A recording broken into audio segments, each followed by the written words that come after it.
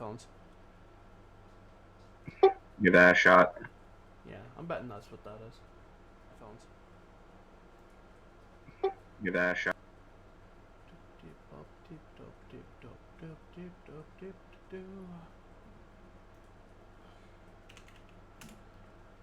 Alright. User. Stream manager.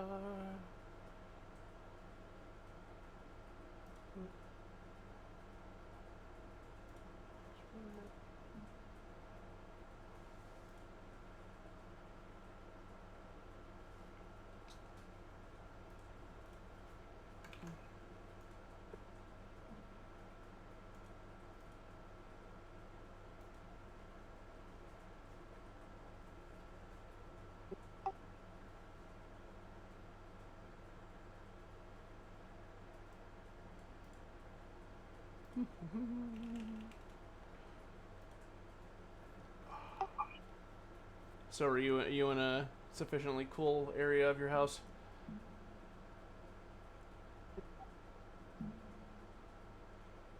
Oh yeah, he's setting up his headphones. My bad.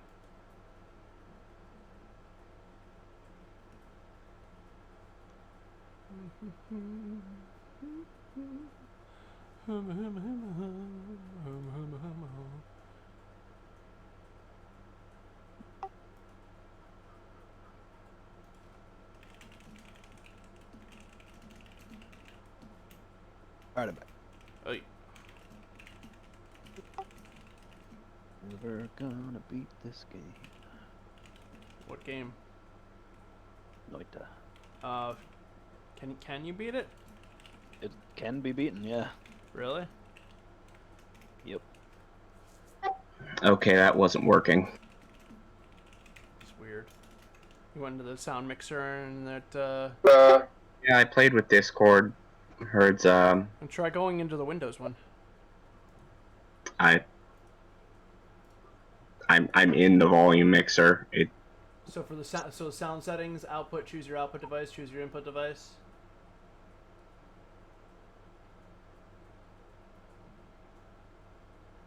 That dealy.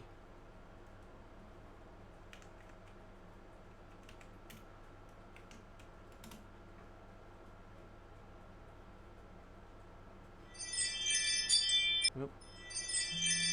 Yes, thank you, Ring.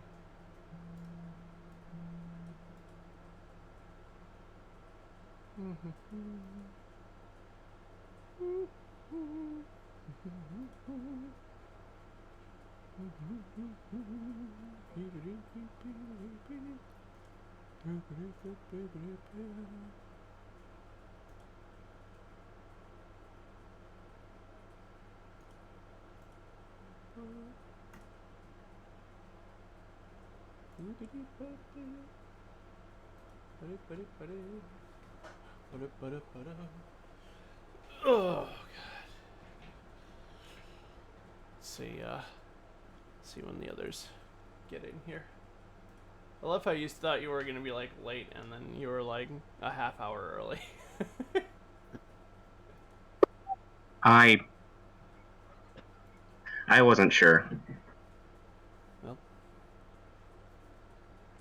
all reliable. Alright.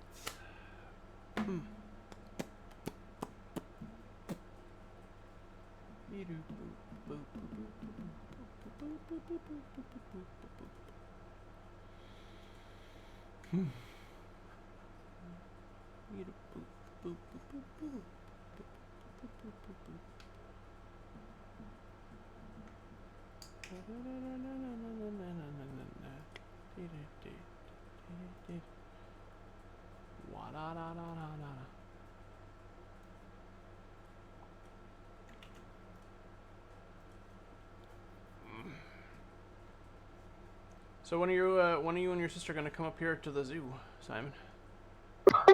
There's a problem with that. I need to get my license replaced. A state pulled me over, and with the COVID restrictions, it's been very difficult. So he pulled you over and you got your license suspended? What? my license is expired. I need to get it replaced. COVID Oh, restrictions have made that difficult. I tried signing up online, and I never got a return email. okay. I think DMVs and stuff might be open now. No, they're not. Oh, they're not? No, I tried going, and there are cops there asking for an appointment. You can't call and make an appointment by phone? No, they're not answering their phones. Wow, that sucks. Yeah, so cool. I'm due to get a court summons, so probably the court will help me get an appointment. Oh, that's good at least. Yeah. Also, my computer's being a potato and not telling me anything about my microphone. No.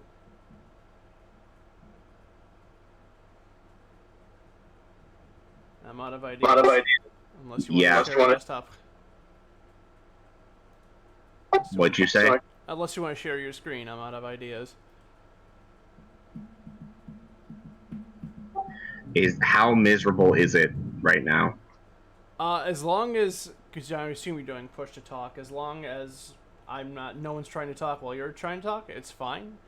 Otherwise, it gets pretty miserable pretty fast.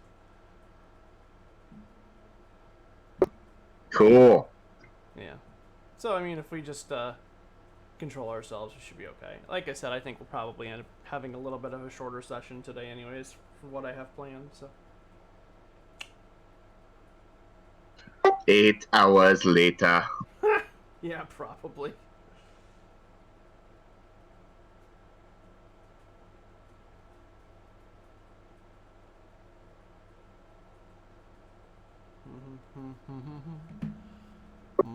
Chick I worked with walked out of work today. That was nice. A chicken you work with walked out of work? Chick, as in female of the species. I thought you were working with. I mean, we've already established that you're the horse. What was the Perry? What was Simon? The horse what? Horse wisdom with Simon. Oh yeah, Horse wisdom. That's what it is. So I thought maybe you had some chicken coworkers as well. Did you know horses can smell fear? There you go. Perry. And then where you sleep. Horse wisdom with Simon. There it is. Okay, thank you. So, chick walked out of work. I assume, did she quit or did she just leave for the day? Or? She quit. Yeah. Why'd she quit? She was being a fuck up today. Showed up out of uniform, and then I work at a clothing store, and she took a half hour to change into something that met dress code. Cool. All right then. I got a motherfucker fired. Yeah, I know. This is apparently everybody's having employment issues today.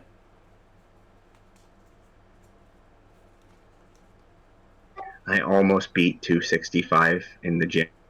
Almost. I thought you were gonna say I almost beat 265-year-olds. No. They probably got it coming.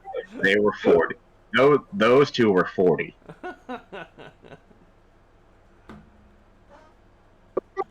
Yep. Yeah. I'm definitely gonna get hit 315 by the end of this year. Easy goal. Jesus Christ, Simon. I know. Well, obviously the license stuff's an issue, but are you gonna start to look to take dates again soon? I'm looking to start when TIW does. Okay. I actually need to get to ring time, and it's been no one's going when I'm free, and then yeah, this happened. Yeah. Okay. Yeah.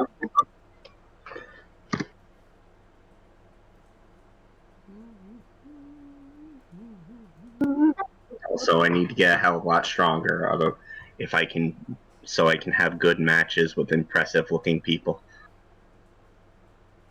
Just work intergender. Throw them around. Have you seen some of some of these chicks in the circuit, Yeah, fucking you can still probably throw them around. fucking Corinne would tear my ass in half. Okay, well maybe Corinne's a bad example, but I mean, there are other ones that you could loft a good way. Bam Bam would kill me like the dinosaurs, because her finisher is basically turning her butt into a meteor. I see you've already thought this out.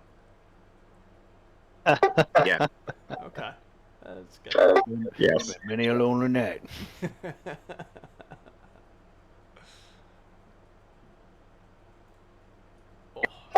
Just take the butt drop, Undertaker sit up, and then just go, I'm in love. The match has gotten uncomfortable. I get all the heel heat. It'll be great.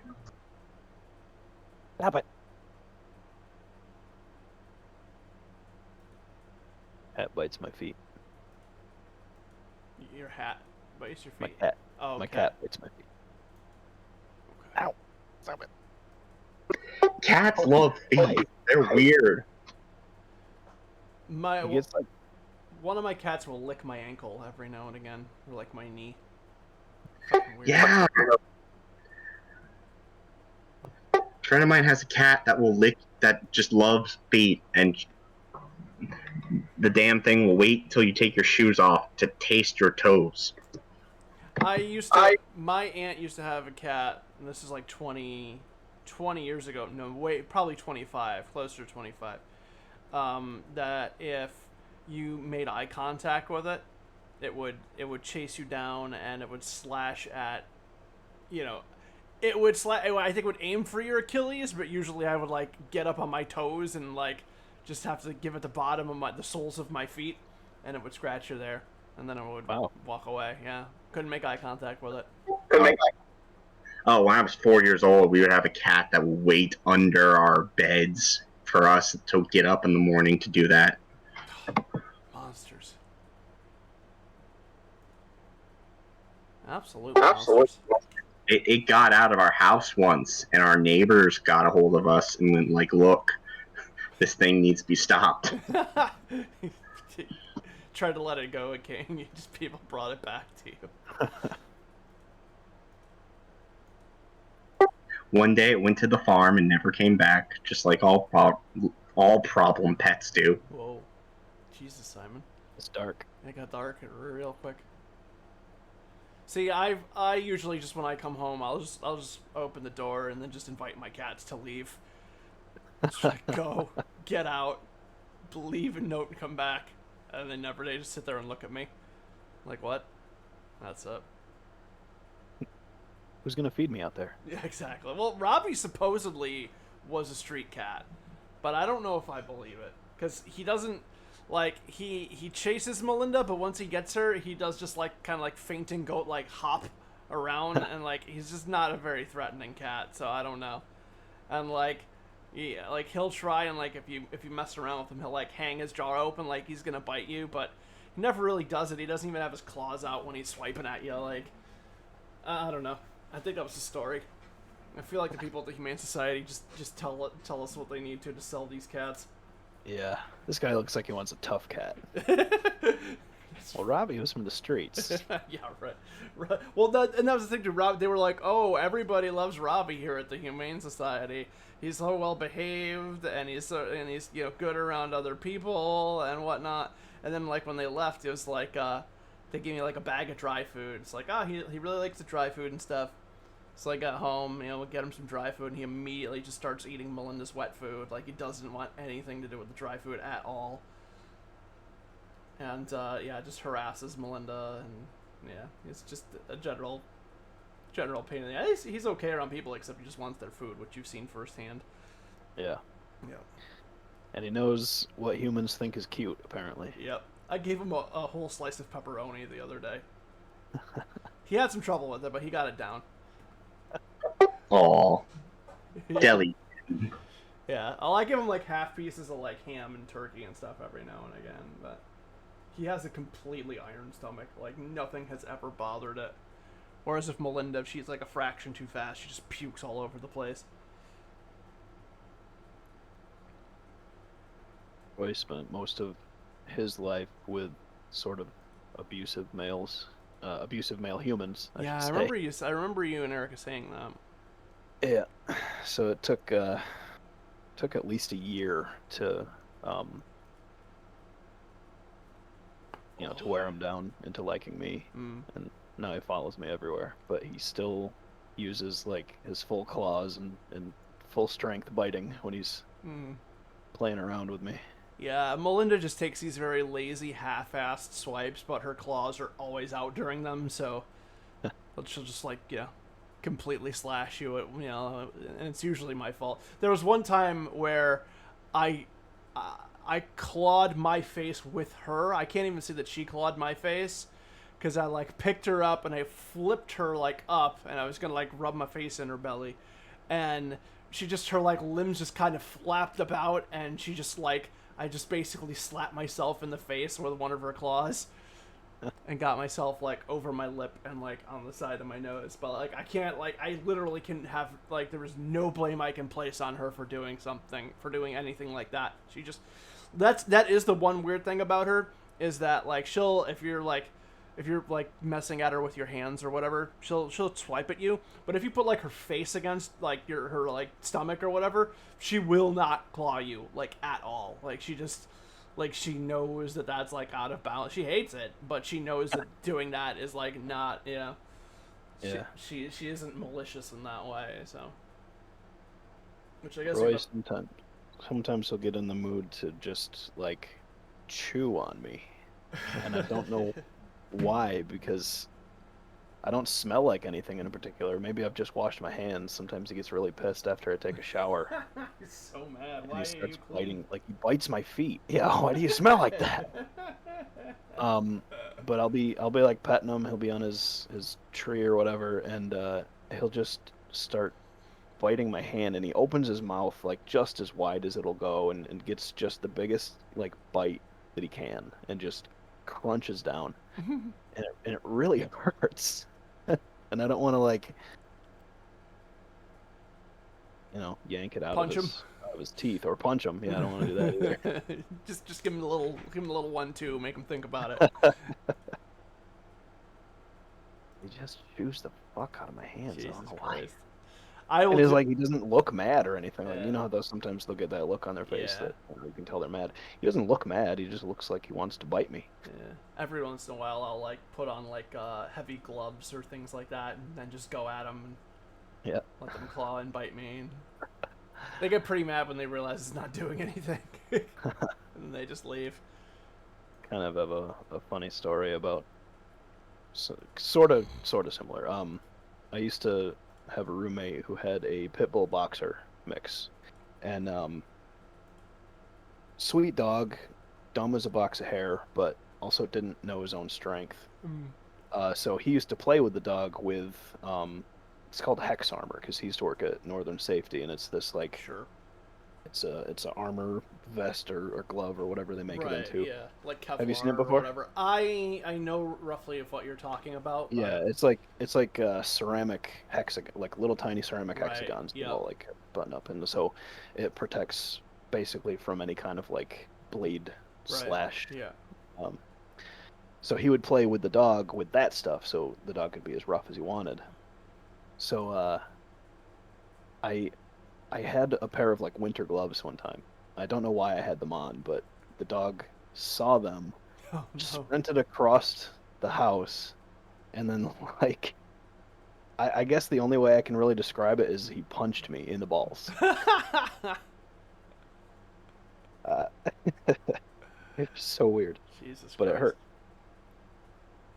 It hurt. I don't know, maybe I'm just imagining it because it was so traumatic, but it looked like he wound up and just decked me right in the balls.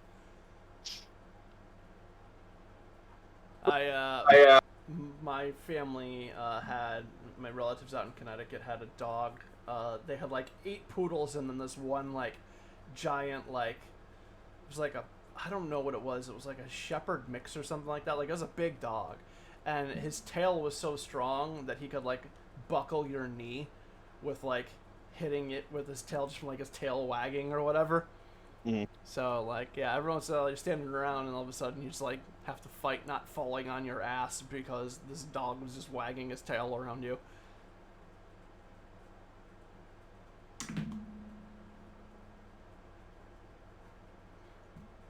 Hi, Sabrina. Hey. Hi. I still have to figure out some kind of food, so I'll be back in a few minutes. Okay. Crazy day. Sounds like it.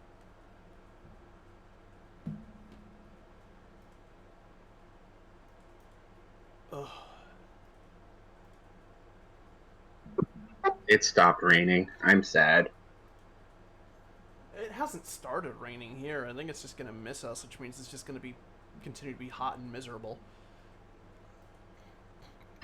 Yeah. It rained like very briefly last night, and that was it.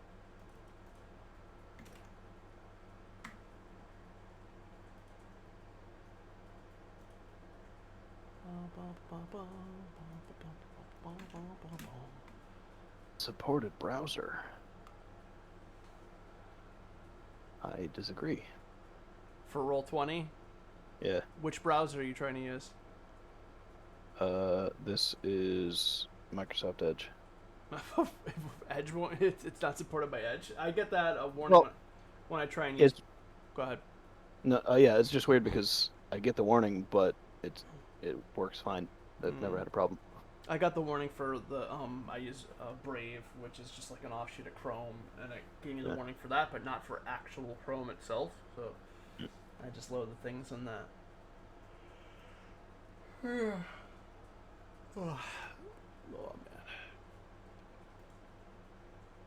man. Roll20 is basically like Google Hangout, but purpose built for these games. So it's like baked in to work with Chrome. Yeah, I know, but it's just weird that it doesn't work with like a Chrome distro. Like the Brave is Chrome based, so it's just weird that it would be giving that compatibility error in that. I think it would work fine too, because I think it's like the same thing where it like says oh there's errors and it still works fine, but I don't want to fuck with it. These things are held together by shoestring and duct tape enough as it is. These streams, I don't want to fucking tempt fate anymore than I have to.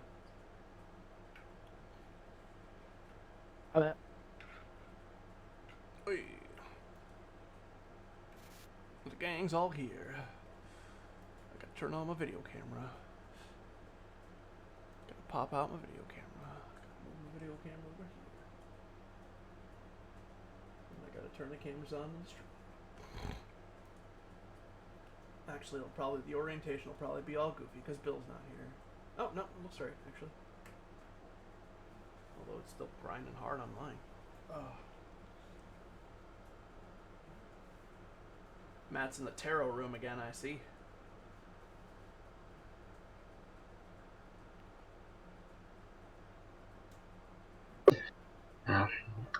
I thought something was catching fire behind me. That's just steam from my food.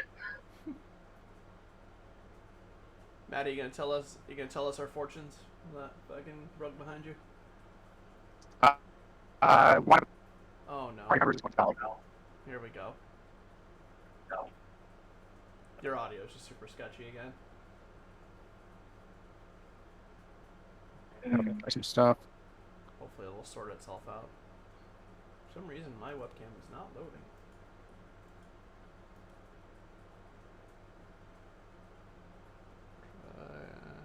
Turning off video, turning it on again.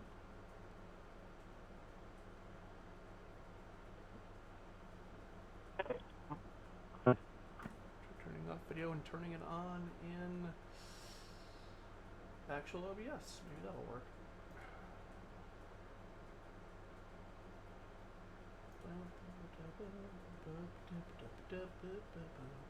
Video capture. Yes. No, I mean, I'm gonna have to make something else for myself later, which actually has a meal of some sort at some point. I just can't, I I can't eat that. It's gonna make me sick. What in the world? Where's my webcam not working? Turn it off and on again. I might need to unplug it and re-plug it back in. I had to change my power supply in my computer, and I might have monkeyed with the cords or not something loose when I did that.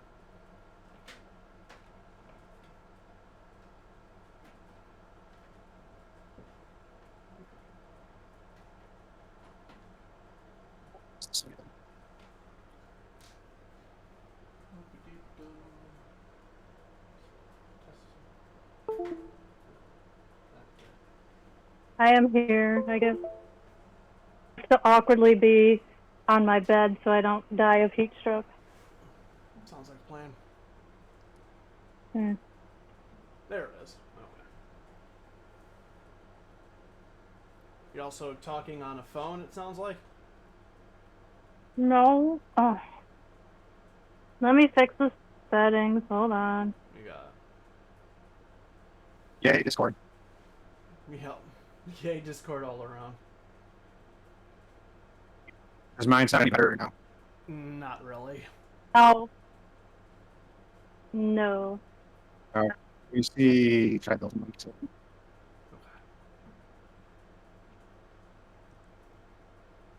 I'm gonna go get something to drink while we try and sort this stuff out. BRB. But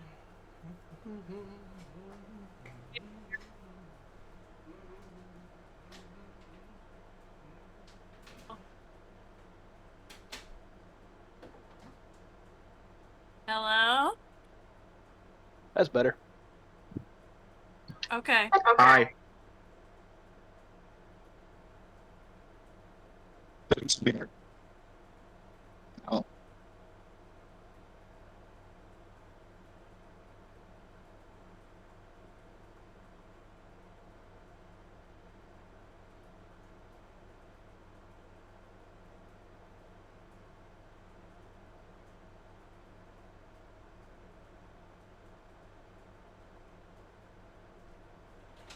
somebody do some noise.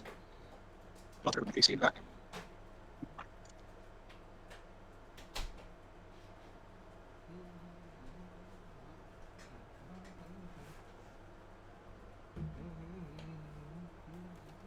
Does this sound any better at all, or A little bit. But you still hit that spot where it sounds like it's like kinking a hose and then unkinking it and everything just kind of comes fucking garbling out at once.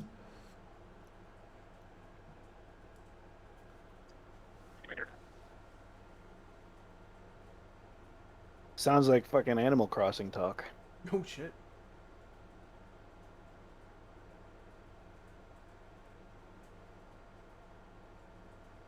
I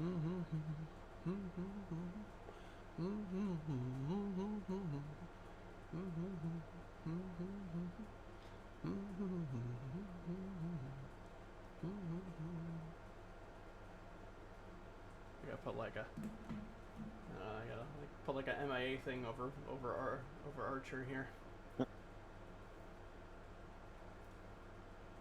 Caught a cold. He's locked in his room. He doesn't know how to get out. Locked myself out of my house this morning. That was fun. Happens like once every other month, it seems. Ugh. I just forget to grab my keys, lock the door behind me, derp. Go on. Of course, I had a meeting at like, Look. 7 minutes afterwards. Lucky for me, Mike works from home, so I can't possibly lock myself out. Yeah, well, I want to get one of those smart locks. That's what I want. So I can just hit a button on my phone. Problem solved. let's get some lockpicks. I kind of know how to lockpick, but I don't want to risk messing up my door anymore, and also, I wouldn't have them on me at that time.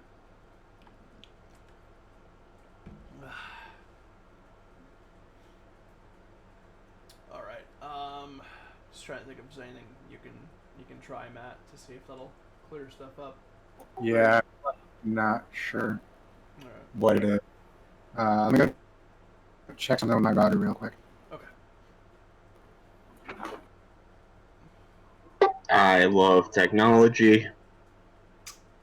I mean, to be fair, we're, scattered all, well, except for you're in another state completely, but we're all scattered out in our respective rooms. I would like to, at some point during the summer, have a get-together, do one live session.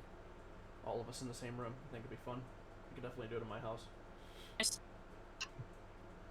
That'd be nice to not have to deal with the technology stuff. Once Simon is free of the law. Free of the law? I got caught driving with an expired license, and it's been more annoying than usual due to the COVID restrictions of the DMV. They're not even taking calls. You have to do it online. And Yeah, how'd you get in trouble for that? I thought there was like an extension on the expired license thing because of that. my license expired in January, and December and January I had some anxiety with driving, so I didn't think about it. So I kind of wasn't driving around the time it expired anyway. And then the pandemic was in full swing when I was driving around, so I was just kind of waiting until the DMV could let me walk in, show them my birth certificate, and get a new license. I was able to do it online because mine was expiring. I tried. It didn't happen. I gave them my birth certificate information and my eye doctor exam, and I never got an email back.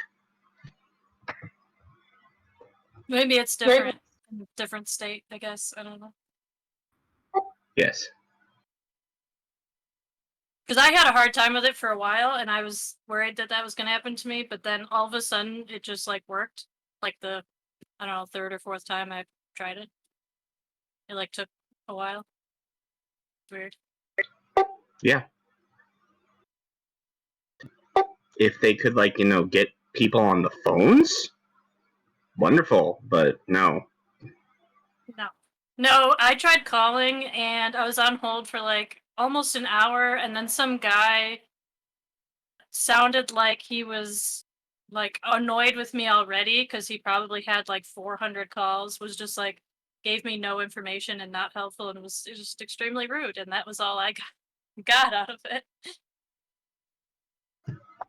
Yeah, I imagine this is a problem all over the damn country with DMVs, like, being less apt to see people than normal.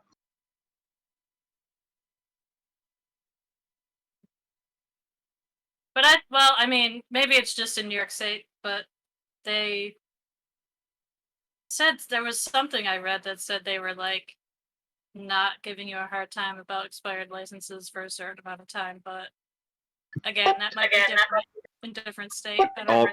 Also, with the vaccines being a thing, I guess the stadies were kind of like looking for that. Oh.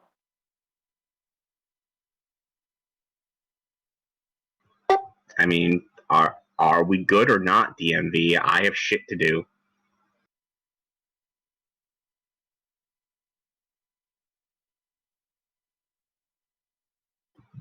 Oh well. If and when I go to court, they should be able to get me an appointment there.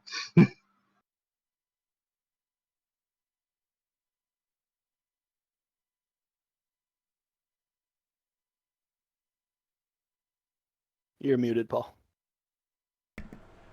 Here I was thinking So that Matt was the one that was screwed up, and it was me.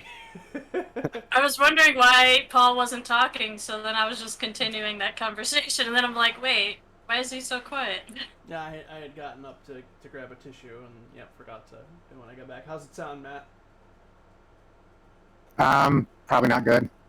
It's a little better, a little tinny, but I mean, at least it's not like it's discernible. So, all right, well. I'm still but All right, well, let's get the show on the road. So we'll blap, blap, blap. Okay, so who wants to recap us about what happened last time? Last time, we are at Camp Terra 15 Research and Exploration Base. Birdie Boy has a real shitty attitude towards humans, but explains that they've found an area of interest, which is a large river, and there's some sort of life form nearby. And the natives may become hostile, so we are cleared to use deadly force if necessary. Archer got a weird vibe. We never really explored that. We got into our crawler, head out.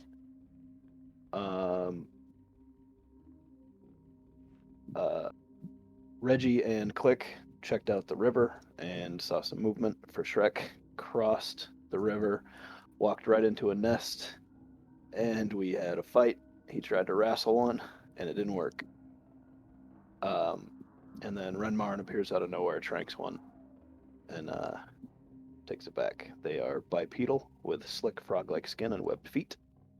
And that's where we left off.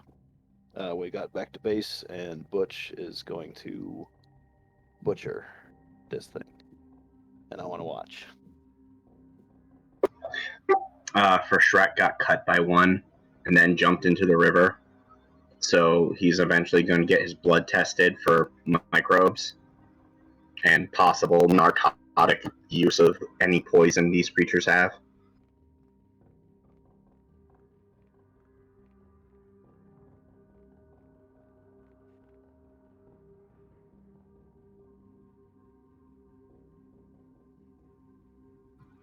Y'all heard that, right? You're muted Yeah. again, Paul. Oh my fucking god. Alright, anyone else? Anything else? Oh, Reggie At made a At funny some joke. point.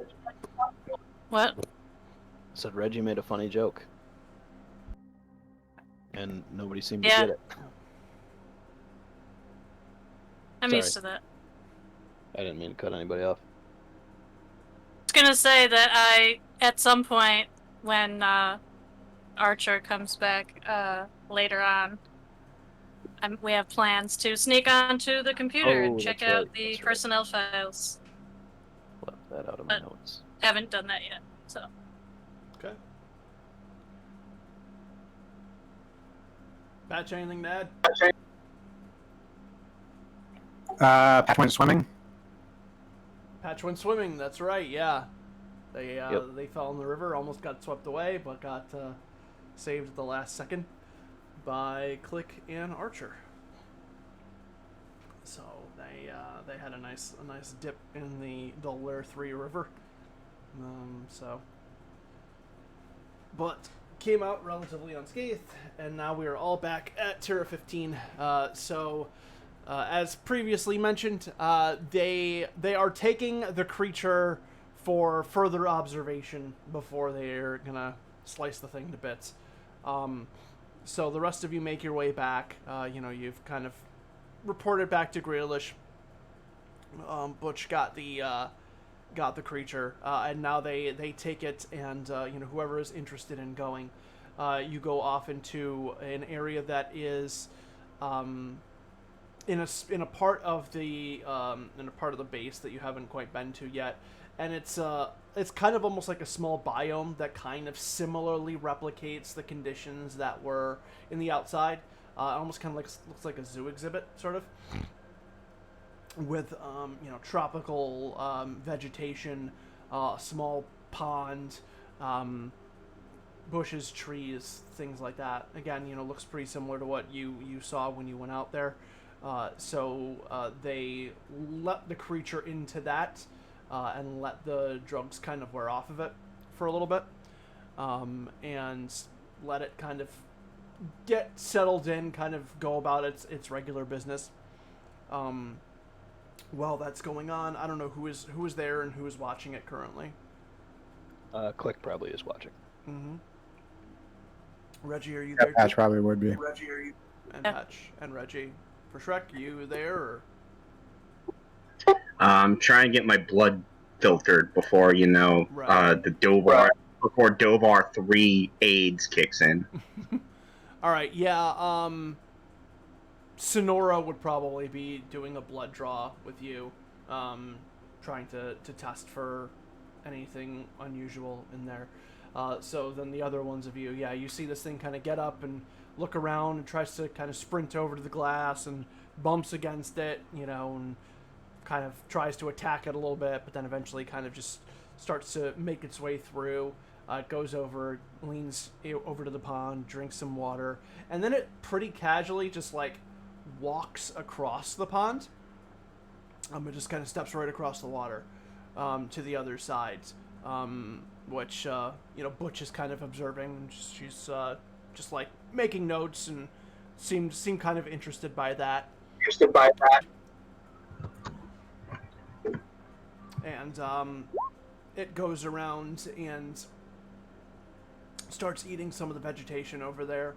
Butch is like, looks like it's at least or at least looks like it's at least an omnivore, if not an herbivore entirely. Just like, did this thing try and eat any of you? It had some nasty claws that it hit for Shrek with. It's like, it's probably to defend itself from whatever else is lurking out there, but it seems like it doesn't, at least, doesn't seem to eat meat. She says, she like goes over to like a container, like almost like a cooler by there, and she opens it up and she pulls out some sort of steak of some sort, which she then kind of like pulls a hatch in the display and like tosses it in there. After a little bit of walking around, the creature kind of comes over and like sniffs at it, and then it just kind of turns back away and ignores it. Just goes back to eating vegetables. Just like, yep, herbivore.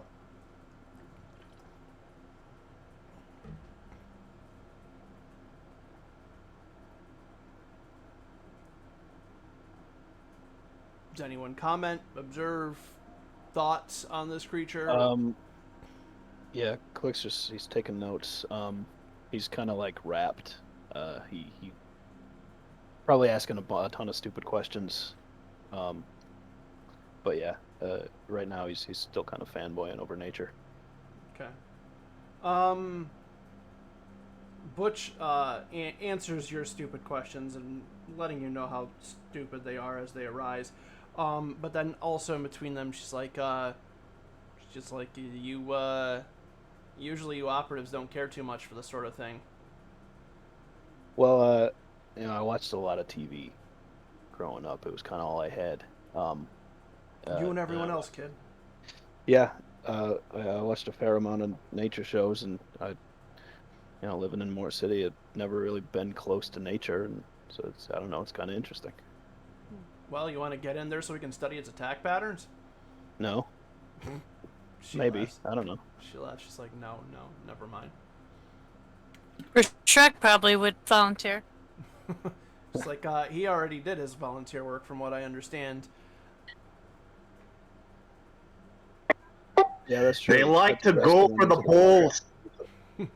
So back with you in kind of the main, like, sick bay sort of area. Sonora does a blood draw on you. She runs it through, like, some scanning equipment she has there. And she says, well, there's definitely some strange signatures in here, but it's too soon to tell what they are or if they'll have any sort of effect on you. She says I can't tell if it's from the water itself or if it's from the creature, or from the dirt. It's a little tough to say right now, but we'll continue to study it and observe your condition, see if it changes at all, and if we can suss out the deterioration in your well-being from the detox that you're going to be going through. Then we might be able to get some information about potential other hazards on this planet. I think I got an hour and a half left of the ultra violence before I start DT, so that'll be a thing. Are you going to be dangerous when that happens? He's always dangerous. Quite the opposite. I'll be the least dangerous. She nods. She's like, well, I would suggest resting up. She says, we can always, we can always use some of the others to go back out if we're conducting any more missions this evening. Fine. Also, if I get terminal, let Click shoot me in the head. I don't want that bloody Shakhtar to get the satisfaction. She arches her eyebrow a little bit, kind of confused by the statement, but just like, okay.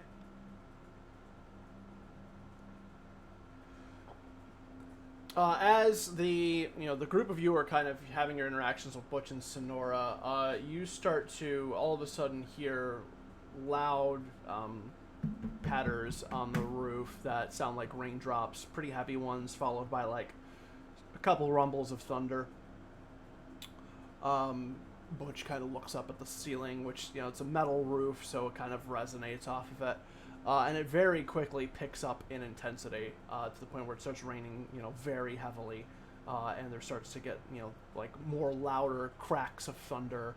You can see kind of anytime you get near a window, all you can really see out of it at that point are just kind of flashes of lightning interspersed with the rain kind of coming down. Butch is like, well, guess any other plans going out there tonight are shot. Yeah, I was gonna go work on my tan. Yeah, I was gonna. All right, lads, we're all stormed in.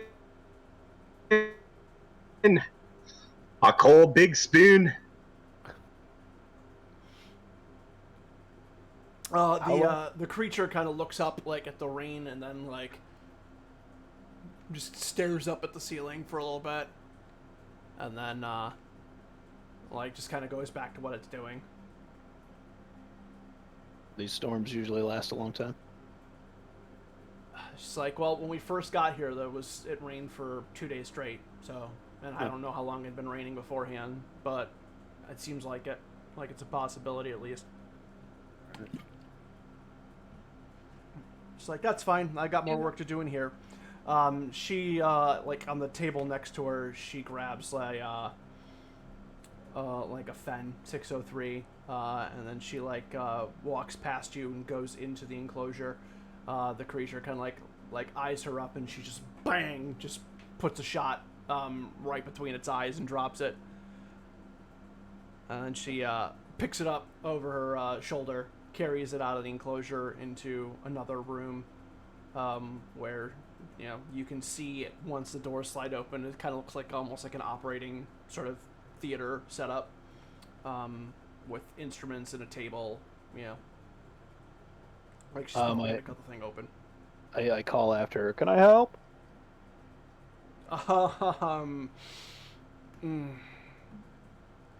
It's like, no, you only get in the way. Can I watch? They set you up with like a video feed into the room, so you can observe if you want, while Caleb and Renmarn are probably watching it as well, just to kind of see what's going on. Yeah. So you can kind of saddle up with them. Okay. I'm pretty good at dissecting stuff. Is Butch seem competent at this? So you're watching to see how good she is at it, essentially. Yeah. Yeah, so despite her appearance and her gruff nature, she does seem to be a pretty accomplished scientist. You don't know how she would fare with something living, but she's pretty good at carving up a dead thing. She splits it pretty much chin to tail, and just gets it open, starts cutting out organs. Looks like this thing has 3 lungs. Has 3 lungs. All the other organs are fairly similar to other terrestrial creatures. And she's just kind of like grabbing things, setting them down. She has like a camera she's taking pictures with, and then she seems to be like punching in like notes and observations. The feed into the theater doesn't have any sound, but it looks like she's talking into some sort of voice recorder or something along those lines. It looks very similar to like an autopsy being done, essentially, except instead of on a person, it's on a creature, an animal. So she is, just going through, taking the different parts out, bagging them, taking off samples of the skin, things like that. And, again, for anybody who's watching over the course of the next hour or so, pretty much, strips it down right to the skeleton, actually takes the hide of it, hangs it up, either for observation, maybe testing to see if it can be used for any sort of materials, and then just puts the rest of the carcass in a container, labeled with a series of letters and numbers, and she sets it off on like a cabinet sort of rack where that is the only thing that's on there currently, except for a small container on the top that looks like it has something else in it.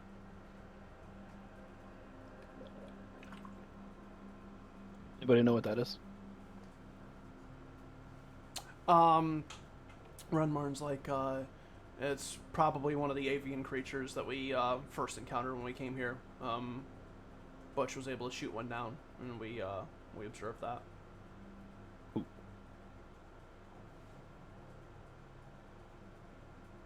So we discovered it. Do we get to name it? What was that? So Patrick looked at one of the other guys and be like, so since we discovered that thing, do we get to name it, or? Sorry, you're breaking up there again. What about naming it? About a name? Is that what you said? Yeah. Do we get to name it? Caleb's like, well, if you have any suggestions.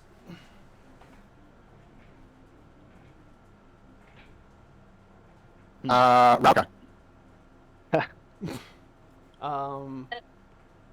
They Renmarn, kind of looks over, it's like, what significance does that have? He was a legend. I don't know. It bit things a lot and died pretty easily. That's cold. Wow, Jesus Christ. I don't see you fighting a fucking alpha carrion. All right, does Rauka's soul need to roll against that burn or something? Caleb's like, Just been cremated. Caleb's like, well, we'll consider it. So they kind of go through that. In the meantime, Reggie, were you watching as well, or were you off doing your own thing?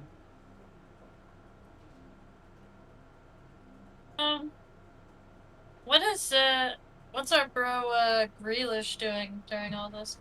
Grealish is just kind of actually moving back and forth between the different areas. So he went into the biome area, was observing and taking samples from the plants it was eating, to kind of further analyze those. It was almost like they were trying to use that creature as like a test to see like what plants were potentially edible in here or whatnot, at least by some creatures, to further analyze. So he goes into like the biome, takes some samples off of that, then he goes and observes the the dissection and makes some notes. So he's just kind of bouncing around throughout different areas, just kind of getting notes here and there on different things. He goes over to like the camera feed and tries to get any view of anything going on outside, but everything is pretty well waterlogged. So he isn't really saying much. He's just kind of being quietly observant, and just trying to take in as much information as he can. Also observing like the toxicology results for Shrek's blood draw from Sonora.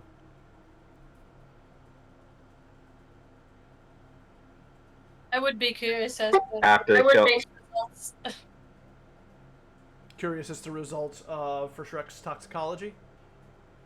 Yeah. Okay. Yeah, he gives you the information.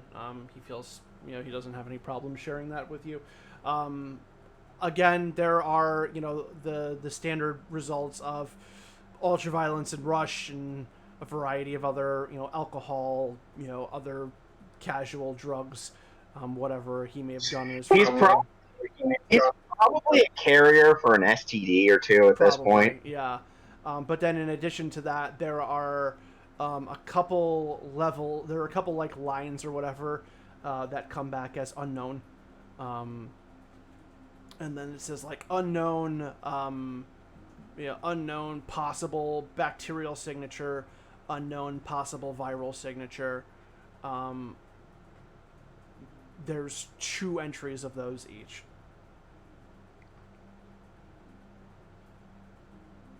I guess I would ask if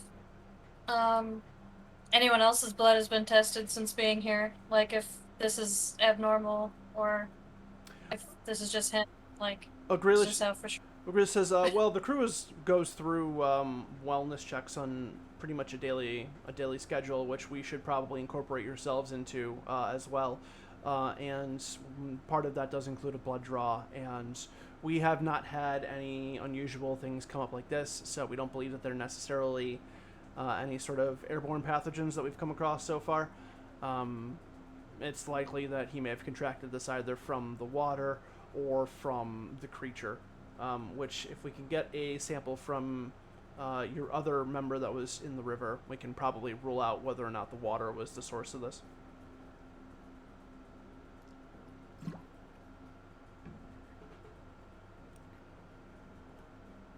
Patch, do you give samples? Consent to that. Yeah, if I hear that, I'll be like, yeah, sure. I can just stick my arm out. I'm assuming I've taken or I've sucked my armor in at this point. So. Okay, yeah. Sonora takes you off to the sick bay kind of area again, and she she gets your arm prepared for the draw. And, she's like, so what was it like down there? What, down by the river? She nods. I mean, I never really had much experience with so many trees and plants in one place before. It was kind of beautiful, and then the lizard started attacking my friend, and I kind of got sidetracked. She laughs a little bit at the comments. She's like, yeah, I'm sure you did. It's like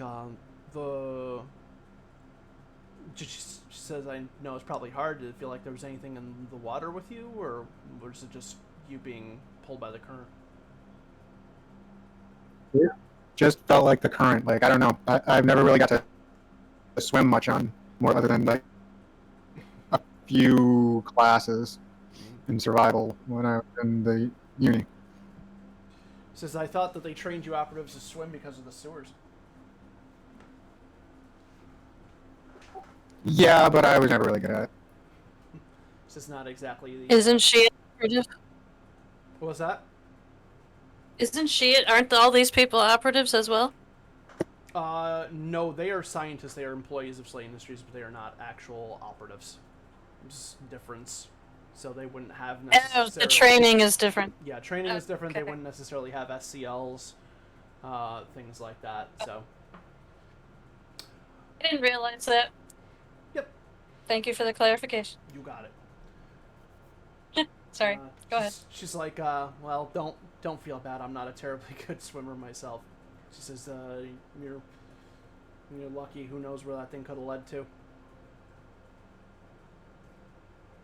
Yeah, have they done any like satellite mapping of the area? She says it's really tough because of the tree cover. Some of the trees go up hundreds of feet into the air. It's tough to get a view of anything underneath because it just looks like a big mass of green from orbit. Makes sense. So what's it look like? Anything in my blood? She goes over to the screen, pulls things up. She says,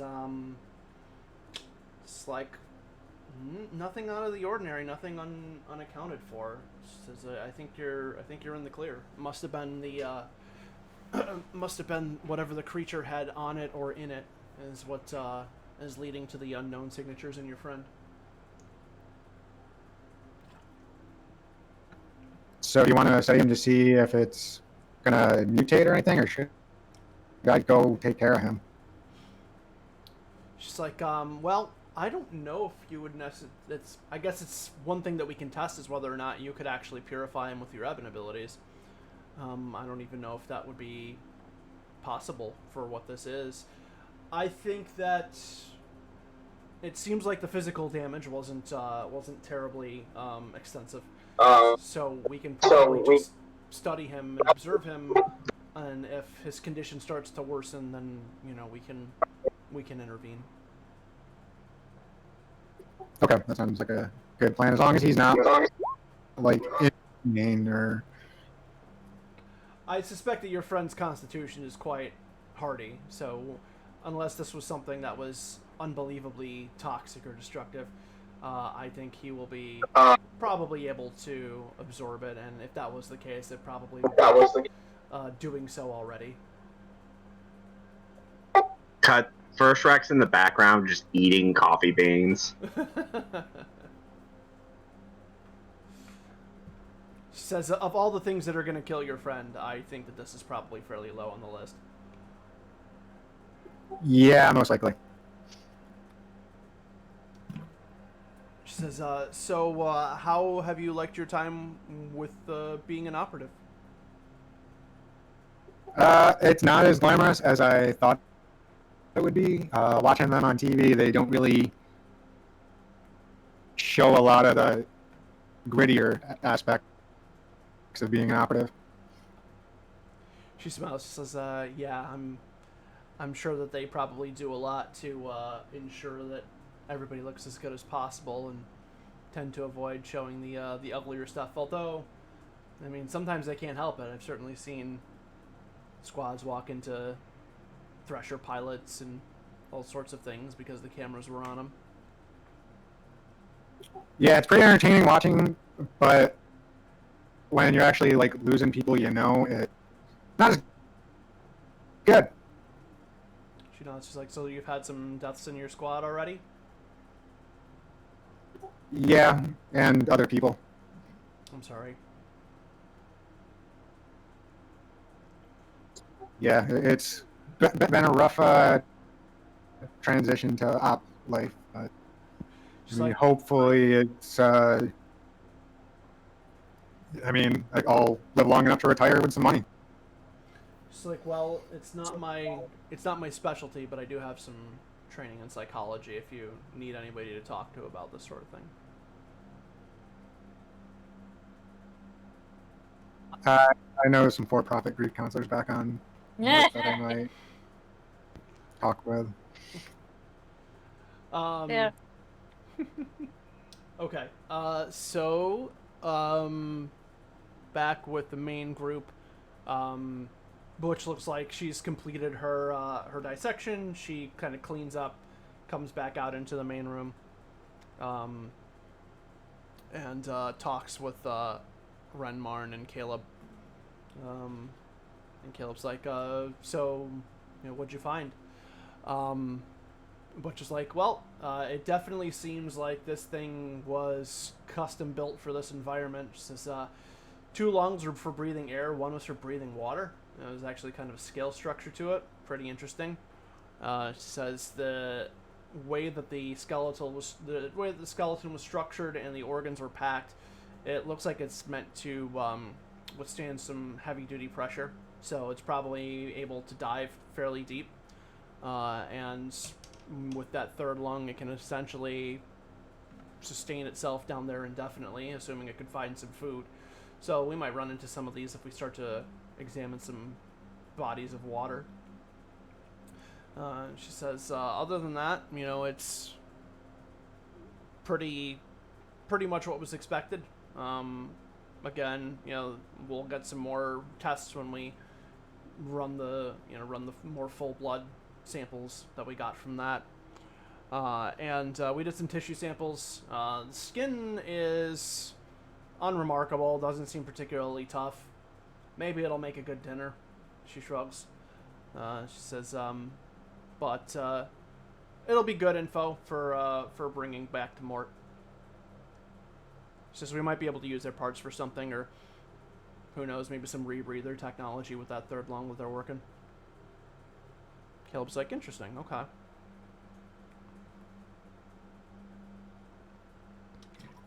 And Martin's like, it was fairly easy to subdue, so if we need more of them, it shouldn't be too much of an issue.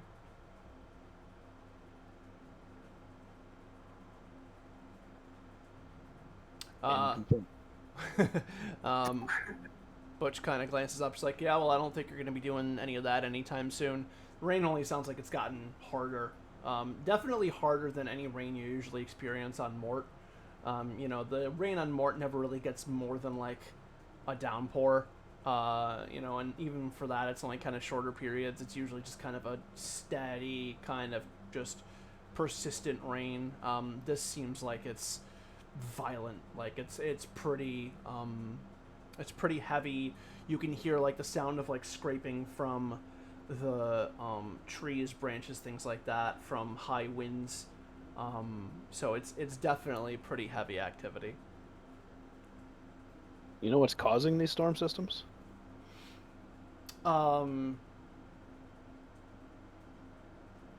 Caleb says he's like, well, considering the high humidity in this area, in this entire planet, it's just basically perfect conditions for hurricane-like weather at any given time.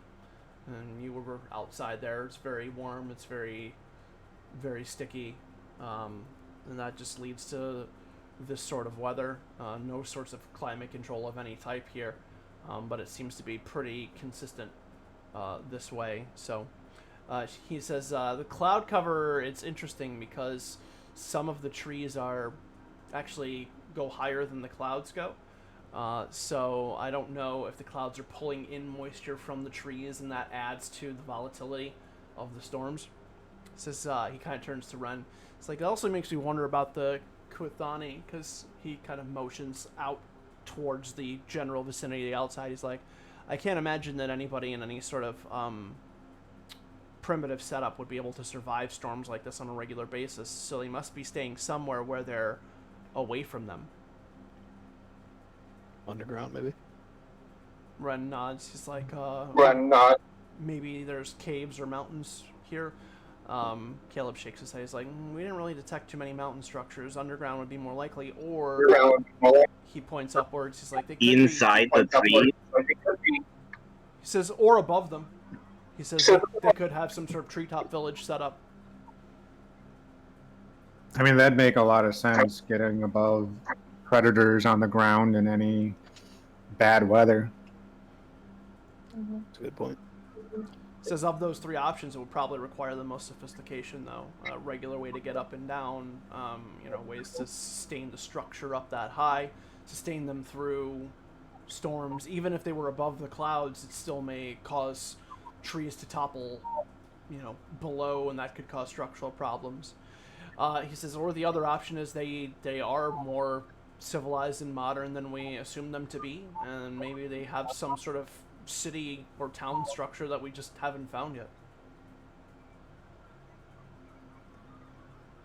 Well, I mean, the forests are pretty dense, so you said that mess with mapping. Probably they could be anywhere throughout there. He nods. He says, and this planet's fairly large. It's going to take significant time to survey the entire thing, which honestly isn't even... We're not tasked with looking over the entire planet. We're just looking to try and get a general idea of what exists here, but I would really like to see if we could make some sort of connection with the natives, if we can. He looks over to Grealish. He's like, if I may request that be our priority, now that we have gotten some fauna samples of some of the wildlife, if we could focus on that next, I think that's where we're going to get the most interesting results, and certainly probably the things that are going to be of the most interest to Slay Industries. Grealish kind of like looks it over, and he kind of like pulls it up. He's like, well, it's going a little bit outside of what we had planned for the schedule, but I agree. We should give that a priority, so when this rain clears up, perhaps we can send out an expedition to try and make establish some sort of official first contact. Ren Marn is like, maybe we should observe them before we try and make that contact, if we can find them before they see us. Grealish is like, perhaps, but that's a big if. We're moving around in their territory. They know it better than we do. They're going to see us coming before we see them. If the odds of us getting the drop on them are extremely unlikely.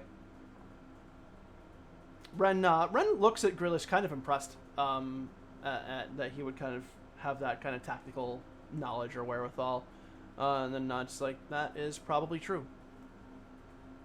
Grealish's just like, well, we'll have to wait until the weather clears up one way or the other to find out.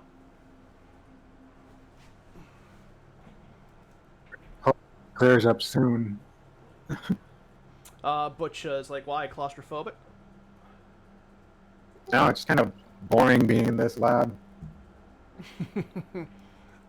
She laughs. She's like, oh, you're bored, are you? Do you got any of like the feeds from more at all? Any of the fighting ring stuff? Anything? She's like, we got some old stuff in the archives, but if you're bored, I got the cure for that. She walks away.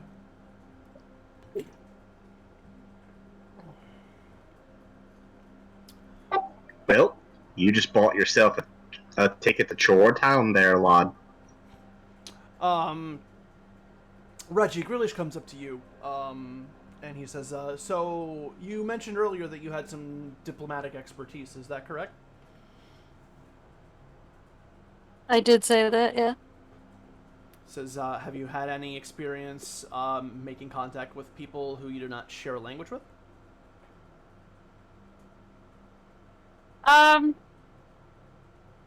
Somewhat, but more like the diplomatic things I've had to do is deal with some, I guess you could say, hostile or difficult people of other cultures, and be able to sort of come to an agreement. Not as much with the other languages, but it sounds like that's something that can be worked on. If coming at the situation not, if we present ourselves as non-hostile and that we're trying to come to an agreement. Says, well, in order to present ourselves as non-hostile, then we would presumably have to go in there without armor or weapons. Do you feel comfortable sending your squad in that situation?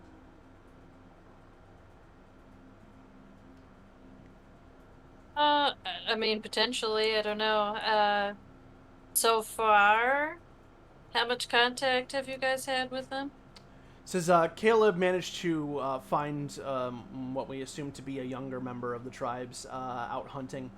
He only got a little bit of a glimpse of him before the person took off. And again, because we were very unfamiliar with the terrain, he was able to lose us easily. I suppose it's possible that that's the only... maybe he's the only person on this entire planet, but it seems unlikely. I thought, what's his name there? Caleb was telling us about talking to them, and that they kept saying Lonnie, and he was trying to figure out what that was. Was that here, or is that a different planet? Oh no, that was here. You're correct. He kind of glances up at his clipboard again. He says, yes, according to the notes, it looks like he had some brief interactions with a couple members of the indigenous people, and Ulani was the word they kept referencing. That was close. Yes, good memory. But we have no way of knowing how to maybe I reestablish should contact be with those talking people. to. Go ahead. Is Caleb there? Caleb is in Grealish the area. talking? It's just Grealish and you were talking separately, but you could certainly Okay. talk to Caleb if you wanted to. Yeah, I mean, it sounds like Caleb sort of took the initiative on this one in particular, right? So he sort of has more info on. Yes, you could certainly discuss with him a potential strategy for entrusting ourselves to the natives. Mm-hmm. What level of comfort do you have in trying to interact with the natives? He says, well, I'm not a particularly good people person, in case you haven't noticed. He kind of gives a little bit of a soft laugh. He says, I don't know if I would be able to. Linguistics is one of the few areas where I'm not particularly well versed in, and I tend to miss social and physical cues, so I may not be as much of help when it comes to this sort of matter.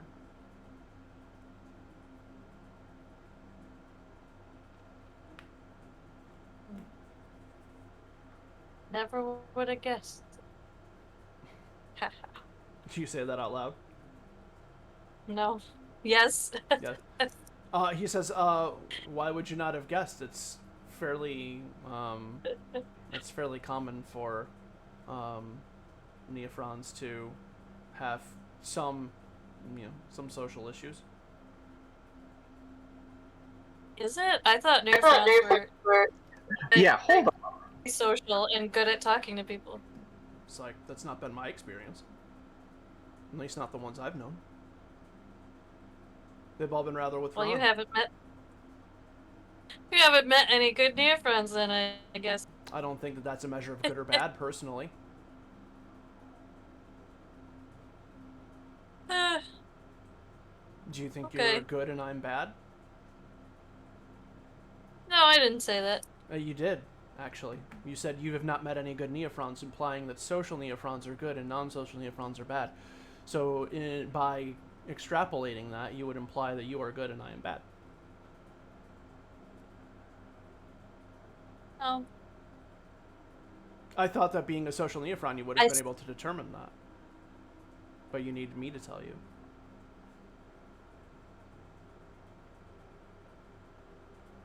Yep. I'm gonna go talk to Caleb now. Okay, goodbye. He turns and walks away.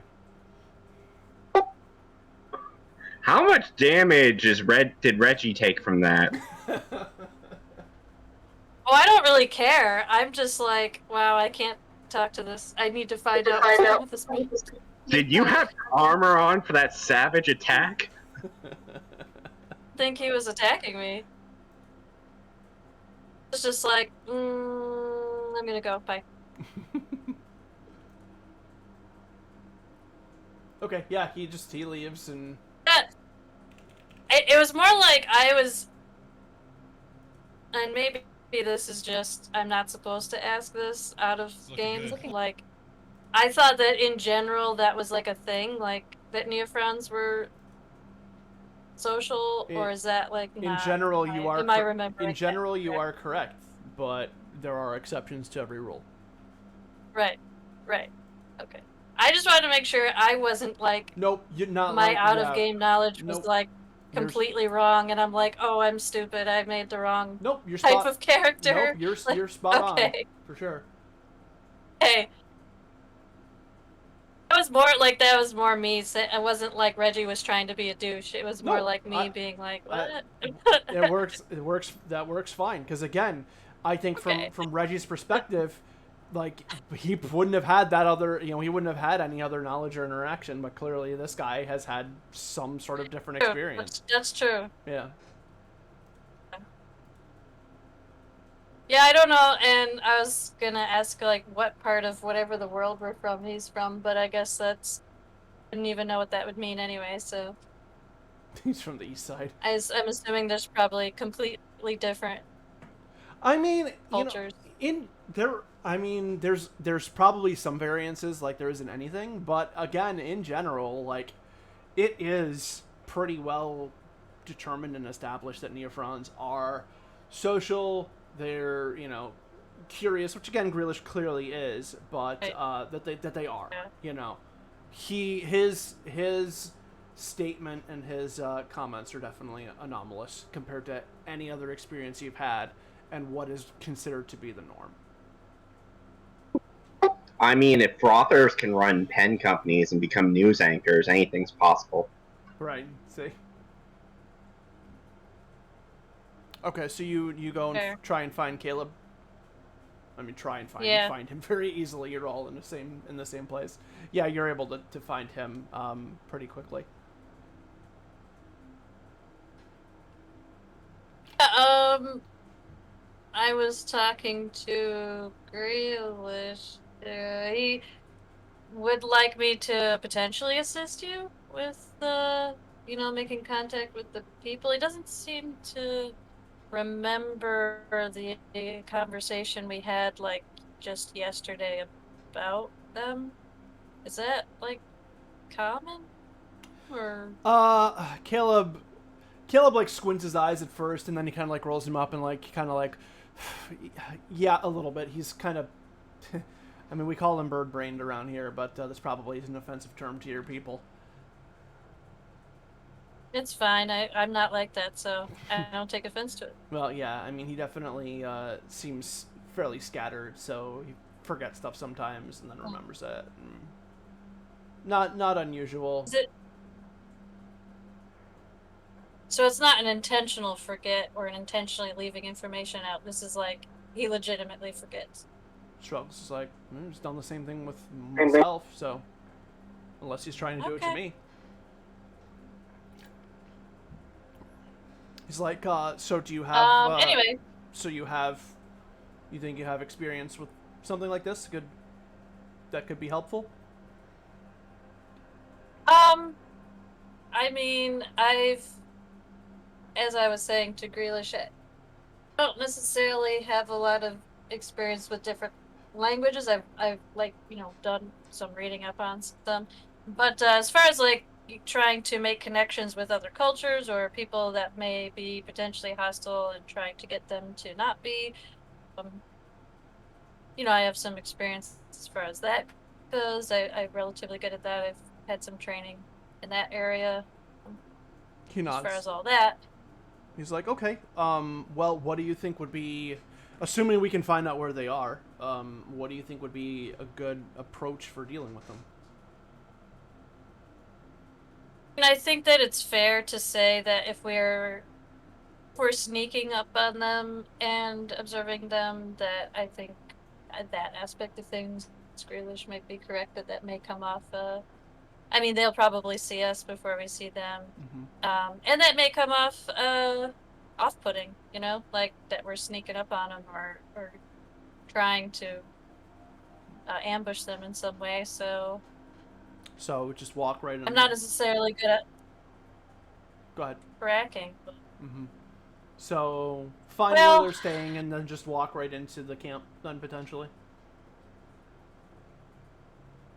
Well, I don't know. How did you interact with them the first time or the second time? He says, well, the first time we found a kid, and then he ran off, and then we found him later with a couple other, seemed like more grown. It was one man, one woman. I don't know if they were his parents or if they were just established hunters of the group or whatnot. But they were discussing, and I approached him. It was myself and Conathor. I tried to have Conathor stay back, but I'm sure that they noticed the hulking Shakhtar with the armor and the war world weaponry.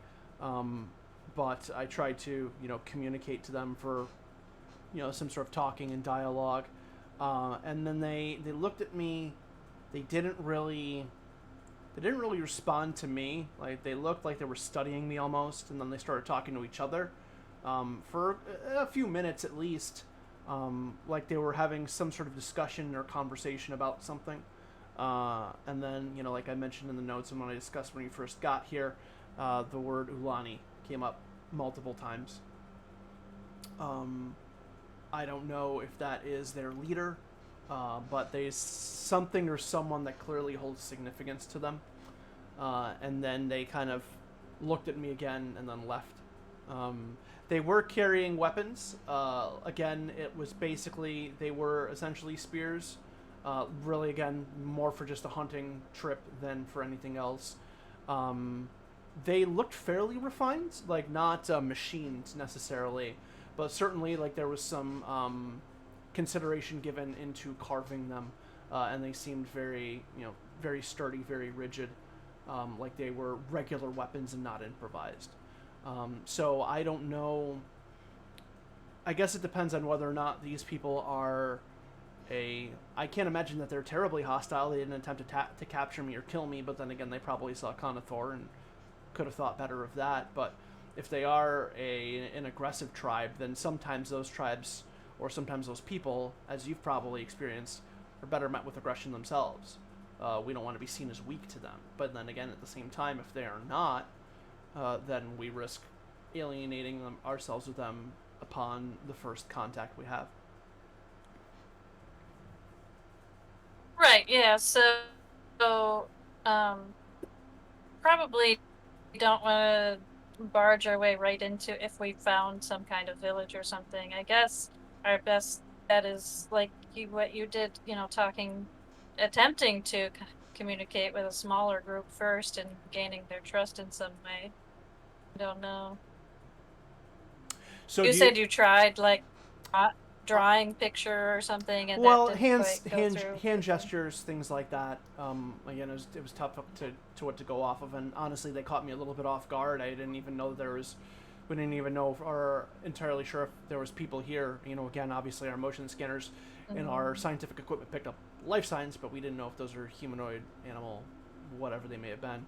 So they caught me a little off guard. Like I said, I tried to communicate with them through gestures, hand signals. Nothing particularly worked, and then they left. I don't know.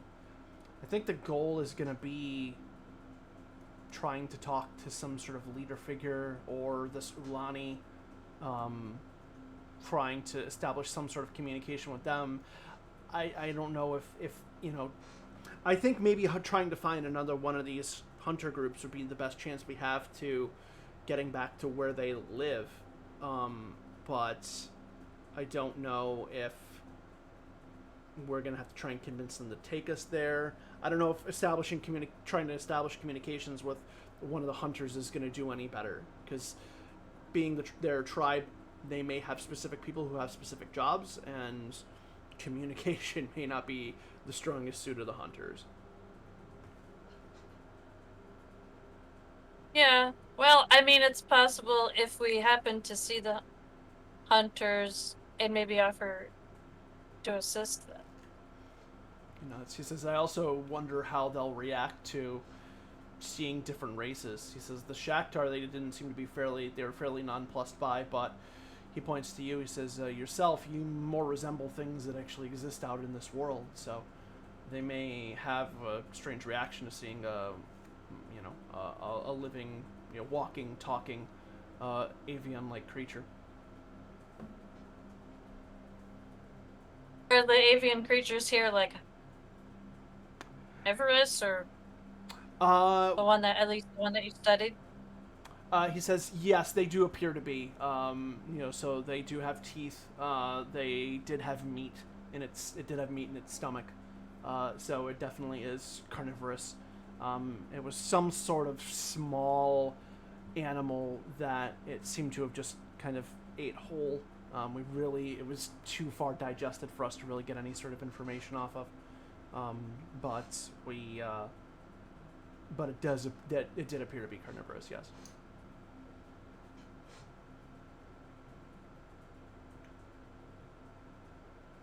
Just trying to determine, am I a threat to them, or are they gonna try to throw their spears at me because I think I'm one of the To birds? think you're dinner. He Yeah. laughs. He says, it may be possible, although again, I imagine if they saw you walking and talking and clothed, they don't seem unintelligent. Right, they would But it's still at least be able to tell that I wasn't. Yeah, they still may be taken aback.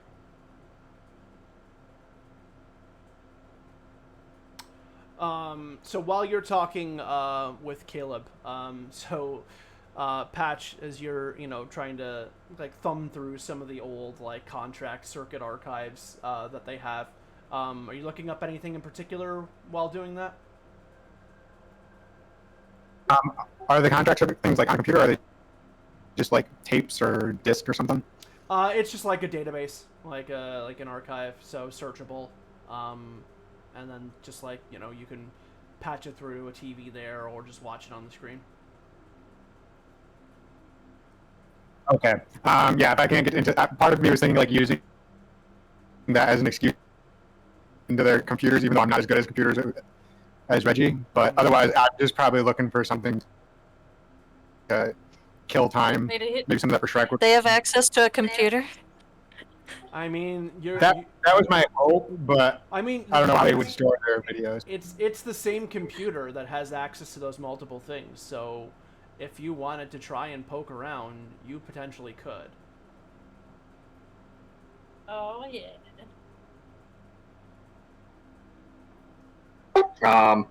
For Shrek, as he begins to detox, is still wary to Reggie's plan. So, and he's paranoid, so he's going to go to whoever's in charge of the motion detector defenses of the area and ask how those work, and possibly start looking out the windows with his rifle scope to detect anything that might be watching us.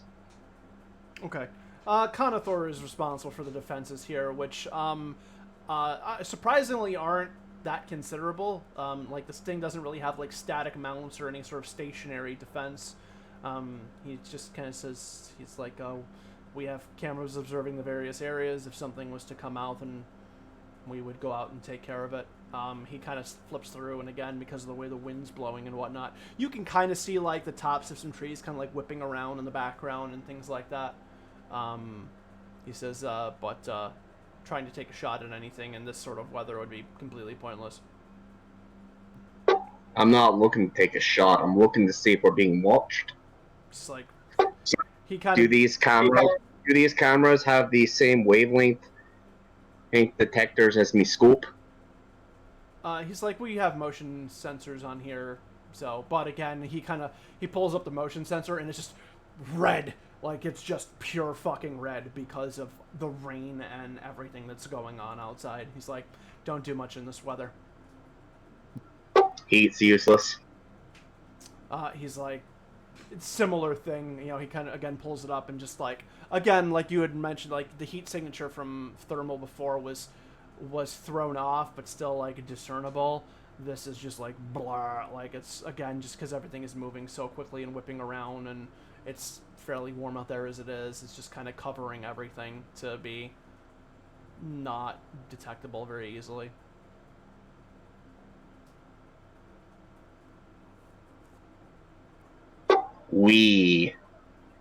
Let's look at those old fight tapes.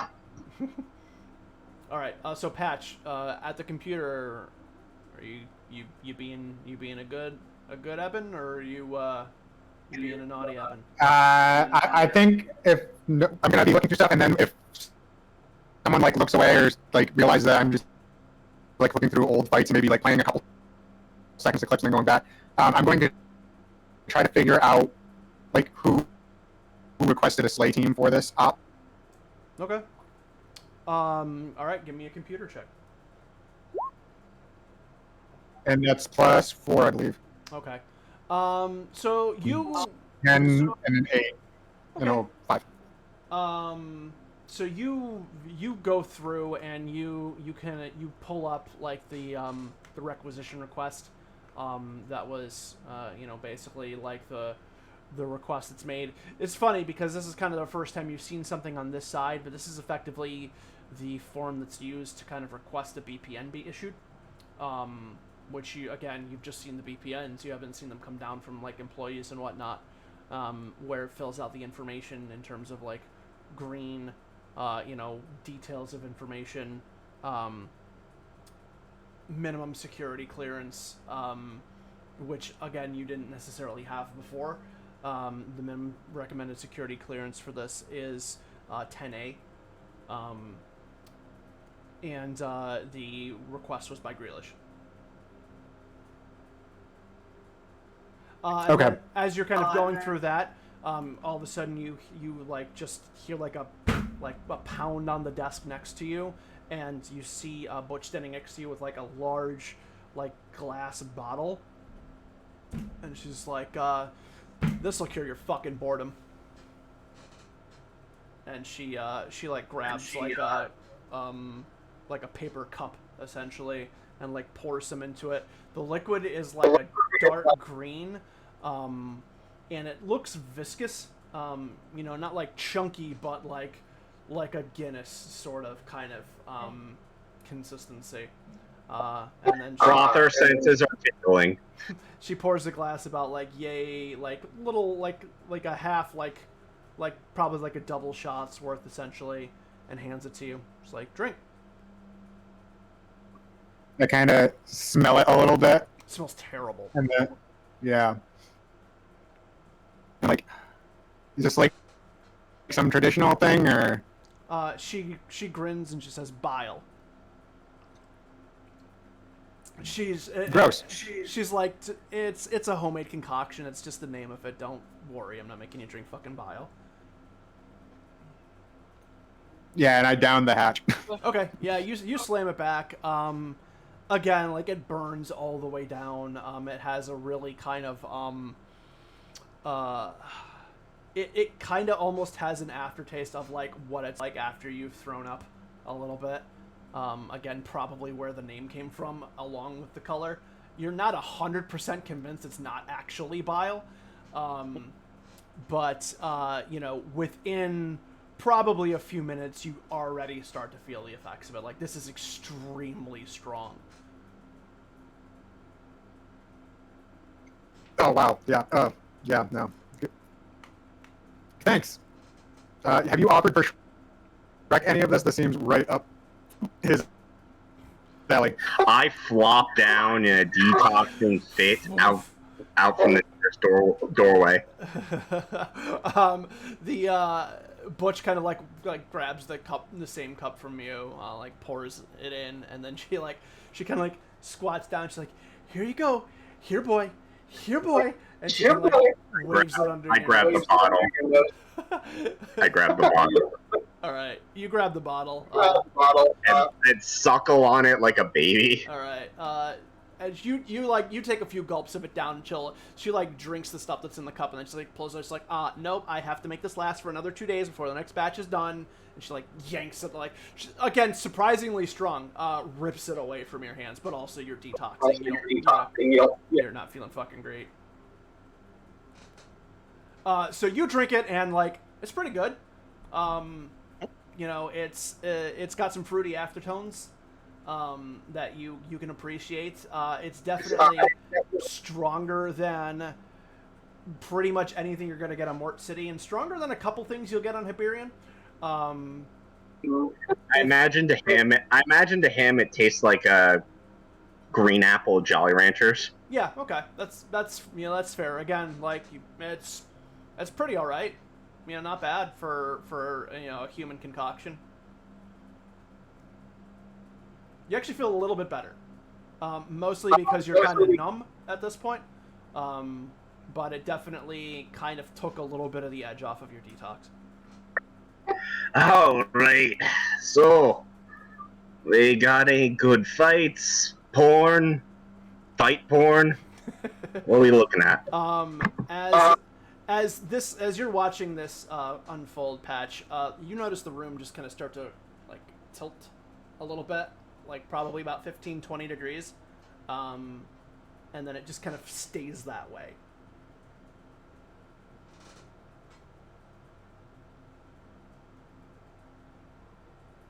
I think you're muted right now, or your mic is just not working at all. Oh, I was hitting the wrong key because yeah. Is anyone else seeing this tilting? Is this me? This is strong. For sure, you feel fine. Butch just kind of laughs when you say that. I feel great. Click pretends he's falling across the room. What was that? Click pretends he's falling across the room. He falls in the wrong direction. So yeah, Clickfall starts to fall up the slope and just really fucks you up. Sonora. Some reality folding stuff going on. I'm sorry. Sonora kind of comes out and laughs. She's like, I see Butch has introduced you to Bile. Yeah. While Patch, you know, deals with their first real alcohol, for Shrek's just gonna fire up the, you know, for Shrek's gonna queue up some old ultraviolet fights, and then probably whatever raunchiness they have tucked away on the computer. Okay. Yeah, so you start to settle in and just entertain yourselves for the evening. Click, do you have any bile? Yeah, I'll probably try some. Okay. She says, she looks at you, she's like, you a big boy? I kind of look at myself, look behind me, like, you talking to me? She's like, is there a fucking mouse in your pocket? He's back on Mort. What do you say, Click? I go, tough crowd. I'm like, yeah, give me what Patch got. She shrugs, and she pours you, another, she pours you the same amount and hands it off to you. Well, I say, not that it's gonna change my mind, but how do you make this stuff? She's like, it's a fermentation. She says, it's secret family recipe. Don't worry about it. Ah, Told you you'd have to okay. kill you, all that good stuff. Whatever. I'll just throw it back. Okay. Yeah, you throw it back. You probably get affected the hardest from it by anybody who has had it so far. Patch, because of their kind of they're protecting their constitution, they settle a little bit better. But you hit it and like you feel it burn all the way down. You have to stop yourself from kind of gagging a little bit. But by the time it hits your stomach, you're pretty much pretty slanted as well. Move. The Butch grabs the cup from you and pours it. It's like, "Where's the bird?" She starts looking around for Reggie. She's like, "Birdie, Birdie, here, Birdie." Reggie, you hear this as you're kind of like finishing up your discussion with Caleb. She's actually roofing us guys, so you guys are fucked. I mean, I think she just wants Click. She seems like weirdly into him. Really? Because I got the exact opposite vibe. No, Reggie thinks that she's like trying to flirt with you, but just in like a really weird, like her own really strange way. So, Reggie, do you respond to the bird calls, or do you try and make yourself scarce? I look over to Caleb and I'm like, is she talking to me or Graylish? It's probably you, but maybe Because Graylish. who would want to talk to me? I mean, yeah, I mumble kind of like, yeah, because who would want to talk to? I mean,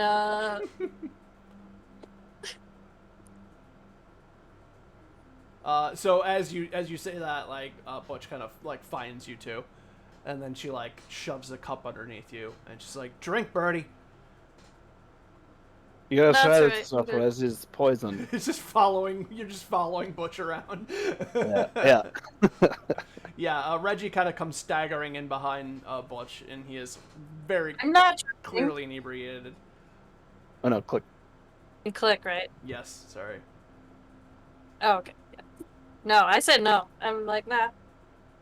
She's like, "I don't remember asking, Birdie." It's the wrong thing to say.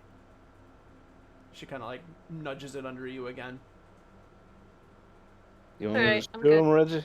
She's like, "Aren't you Neophrons all about new experiences?"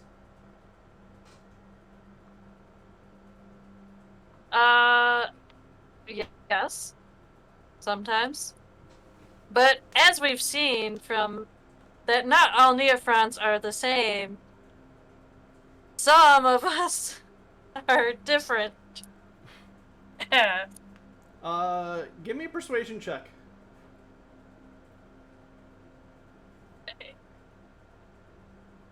That was me making fun of Grealish, but okay. Yeah, I know, but just if you're trying to Okay. convince her that to not force you to drink. Yeah.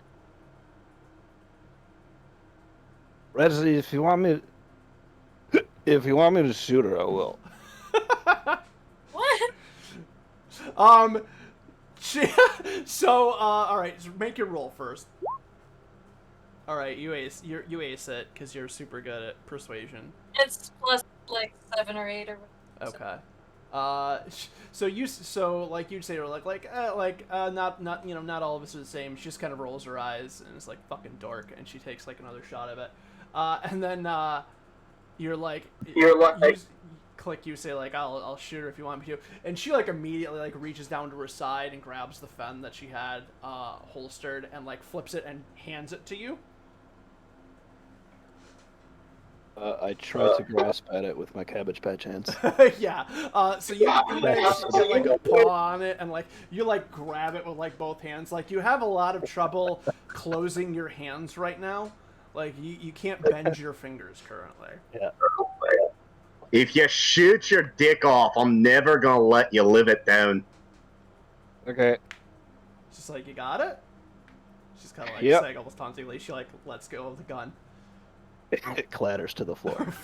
Yeah, like it just like you think you have it, like you're squeezing it as hard as you possibly can, and it just poof, like it just like completely falls through to the floor. You feel like you're wearing oven mitts. I meant to do that. She's like, "Oopsie daisy, you dropped something." You dropped that. I was out of there. What did you do to him?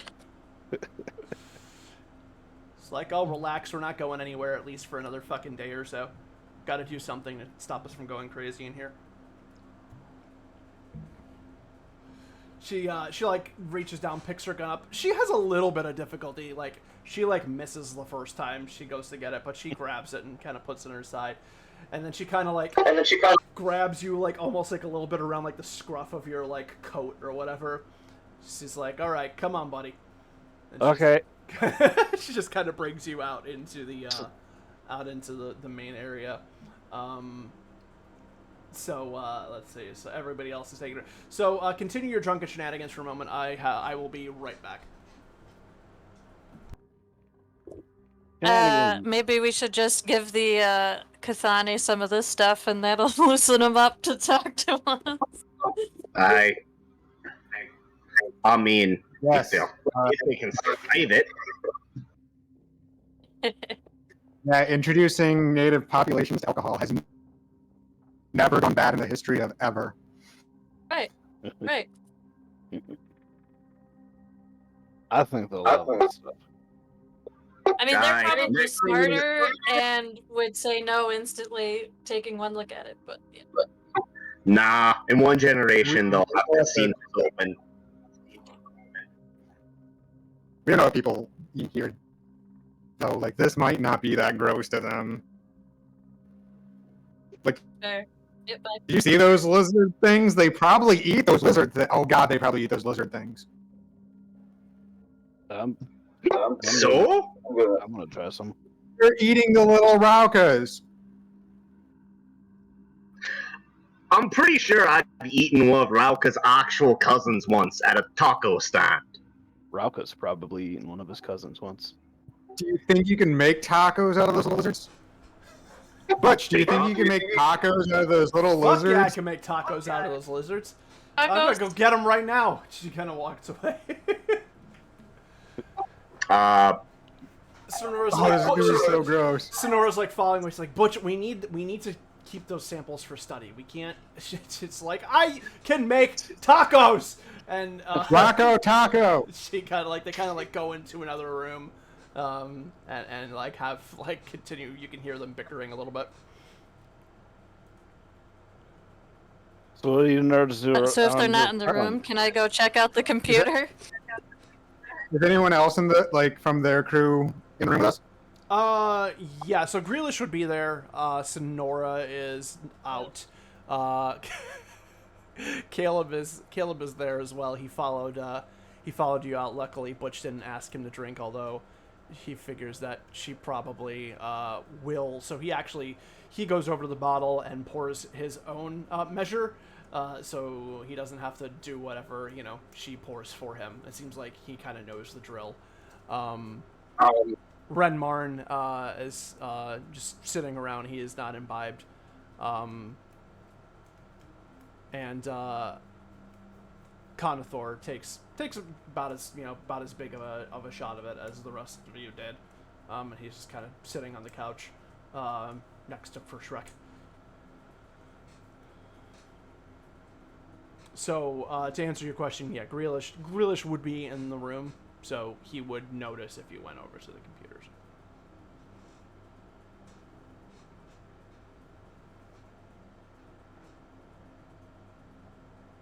Grealish, do you drink this stuff? He's like, no. Yeah, Grealish, do a shot. It's like, no, that would kill me. Oh, would it kill Neophrons? Is it a good thing I didn't drink it? He says, "Oh, no, not literally. I'm just very poor at consuming alcohol." He motions over to Ren Marn. It's like, it would kill him, though. Ren just kind of nods. He's like, yeah, that thing's pretty lethal. I feel fantastic. It made the voices stop. Yeah, try it. I Should I can be heal you if it's concerned? too bad. Ren just kind of like stares you down a little bit. It's like, no, thank you.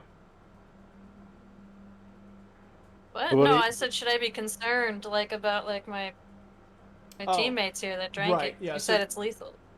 He says, for Rathan. He says, everyone Oh. else is fine. So what do you nerds do around here for fun? Conathor's like, well, do you officers have any ideas? Give I me have Nigel to fight. be red. What's Sure, that? Grealish knows how to have fun.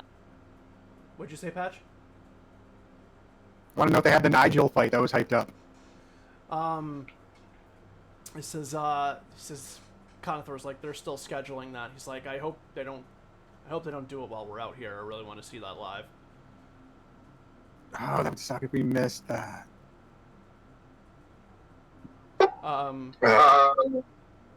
Grealish looks up to you and says, I'm having plenty of fun right now. You look it. He says, I don't know how you could look as though you were having fun, but I appreciate that you recognize that I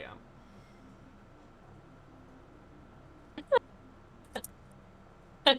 Reggie just laughs.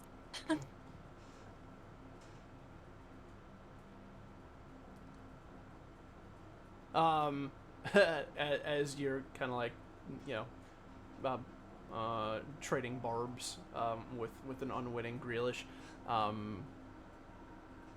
Sonora and Butch come back out. Butch has like a small like piece of meat, like that big, and then she says, she's like, this isn't gonna be enough for food, but we can at least taste it and see how it is. Sonora's like, I don't know if this is a good idea. And then Butch is like, why? You're here, you're sober, you can study it and bring us back to life if it kills any of us. Sonora's like, I still don't. Number one, I don't have heal. I'm not a healing admin, so that would be a poor plan. And secondly, even if that Shrek walks over, points to Patch, and then just slams some of it in his mouth. do you take like the whole thing, or? No, I'm not rude. There's So you just, enough like, to share. You like grab it and just like take a bite off of it, basically. Yeah. All right, so the texture of it is kind of like if you were like eating like a raw whitefish, like, you know, like whitefish sushi, essentially, like kind of chewy, you know, like definitely kind of has like that kind of mercurial taste to it, you know, that certain seafood does, and it's okay.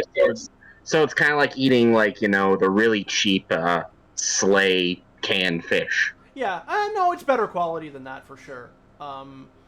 Yeah, it's better quality than that, obviously, because it's fresh. But yeah, you take a few bites of it. Tastes like chicken, like, I mean, raw chicken, but you know, chicken. I'm already infected with bloody hell knows what, so we. You know, I can treat that, right? For sure. Like, all you gotta do is say, like, hey. No. When I start getting bad, you know, for science.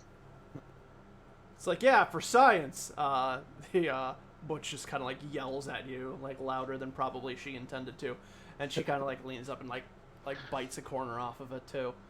And says, she like spits it out. It's like, it tastes like shit.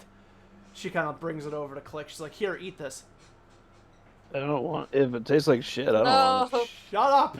She just kind of yells and just kind of like pushes it in your hand. Okay, I'll take a bite. It doesn't taste great. I guess this is going to kind of be a preference thing. So in general, like, is your character somebody who eats exotic foods, strange things, like, or are you like a burgers and hot dogs sort of guy?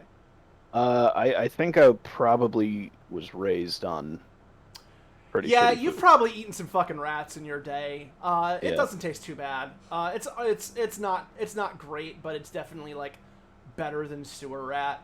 Yeah. You know, and it's fresh. It's not rotten. Yeah. So you think the butch might just be a baby when it comes to food. Um, Right, so- Reggie's good. You do notice that as you're like kind of like chewing on it, you do feel like your tongue start to tingle, but you don't know if that's from this or the booze or both. So your tongue starts to kind of get like numb, kind of like you're like at the dentist or something. I'll make a note of that. 'Cause my tongue's numb. Which just kind of laughs a little bit. She's like, "How about you, darling?" And she brings it over the patch. Yeah, I try it for science. Okay. You try it. So you like take a bite of it. Doesn't again. I don't know how discerning you are. Your palate is probably a little more sophisticated than Click's, I imagine. Yeah, probably. Especially since like I was raised off of like different foods, kind of being prepared. Yeah, but that's another thing where you may have had experienced stuff with like a little bit more exotic foods to the point where again this doesn't seem too out of place for you. Let me see here. So yeah, again, doesn't taste bad, doesn't taste great. You know, again, kind of bland. The texture isn't great because it's fucking raw. But it's not the worst thing you ever put in your mouth. And then, but you do notice that as you start to bite down on it, you almost feel like your death suit kind of like flare up and harden a little bit. Again, Guys, you just ate fugu. you feel like it's almost like strengthened itself, or like you've kind of like inadvertently like reinforced it a little bit.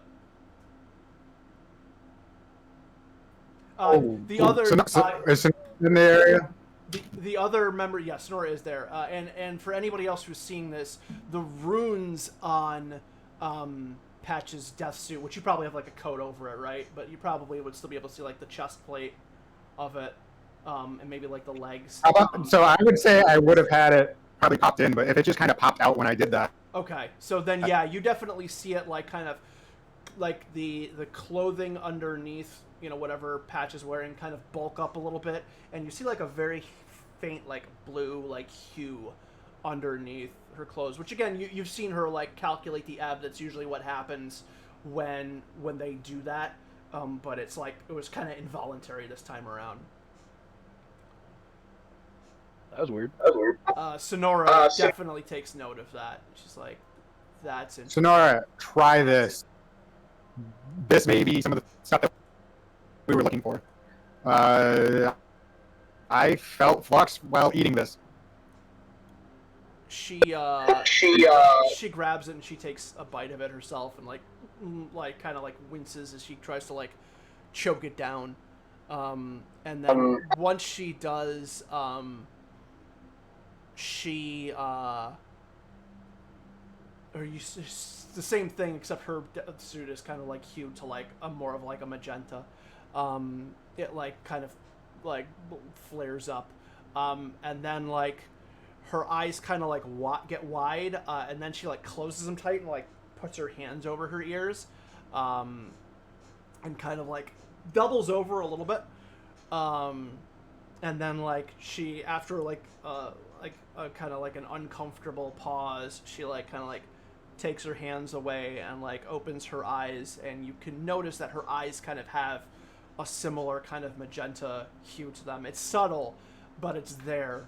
And she's like, my awareness, it seems like it's been triggered, at least involuntarily, in a lesser degree, but it's so strange. It's not used to it just happening like that. She kind of goes over to Grealish. She like kind of like waves around this fucking piece of meat that like 5 people have bit at this point, which is kind of fucking gross if anybody takes a moment to even think about it. But she like goes over to Grealish. She's like, "This has some sort of interaction with the ebb." Grealish is like, "Really?" He kind of like grabs it and he's like, "Well, we need to study this more," and he takes it away and goes off to like the laboratory. Sonora kind of turns around and goes to follow him. Hearing that, for Shrek's gonna try and access the ebb. I was just about to say, for Shrek, heal yourself. Yeah, you. I will attempt to go. Wait. Okay. Think math. Think the math you need to do to make this room colder. Can you do that? Think about being cold. Subtraction. This is an easy one. Anyone can do this. So for Shrek stands in the middle of the room and just kind of like holds like a pose like this, and then you notice like urine start to run down his leg, and pile up on the You feel colder? Did I make the room colder? I mean, your leg got warmer actually. It's kind of weird. But now it cooled down after that initial burst of warmth, so you feel like something might have happened. No, I've pissed myself enough times to know what's going on. Yeah, you recognize it after a moment. Conothor's like, "I'm not cleaning that up." I would advise against it. You might get contaminated or contact. So, Reggie, in this chaos, if you were looking for an excuse to try and get to the computer unnoticed, this may be your opportunity to do so. All according to plan.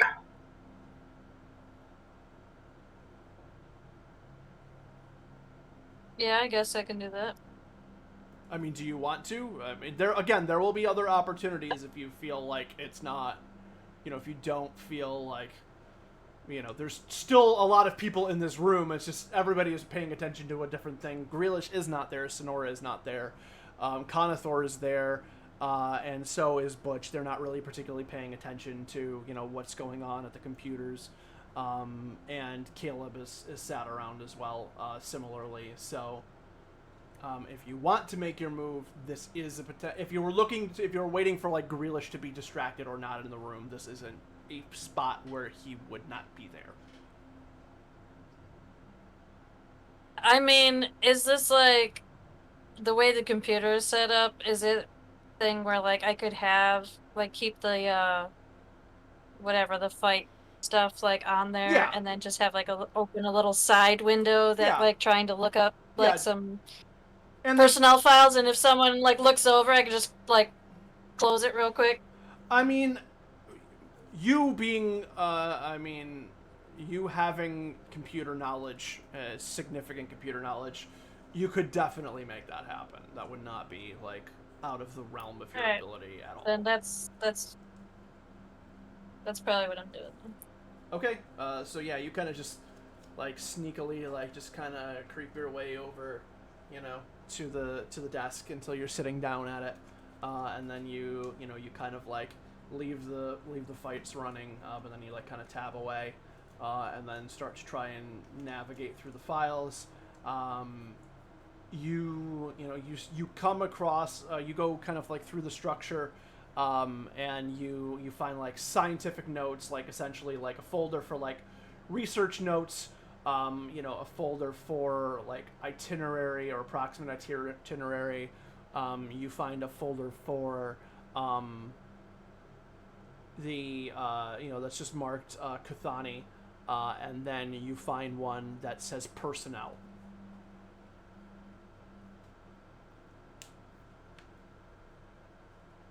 I just wanted to look at the personnel files if I can click on it. Personnel folder is password protected. So if you want to spend some time trying to get through it, you can. Again, you know, you will probably need to spend a little bit of time doing that, so there is some level of risk involved, but you can try and, you know, circumvent this password protection. Are the other things like password protected as well, No. like the Cathani information? Nope, those are all open.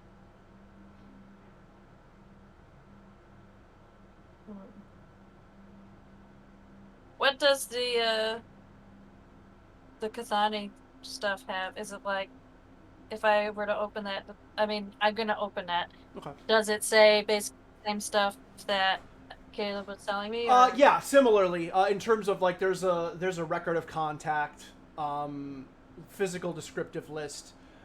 There's also like notes on there of like potential jobs, essentially. Like, you know, the Cathani people appear to be resourceful and hardy. Could potentially be used for resource extraction on Dull Blair 3. May need some additional training to do any industrial work, like notes like that, basically on like potential employment for them, essentially. But other than like that, like the experiences and stuff, kind of they line up pretty well with what you've been told.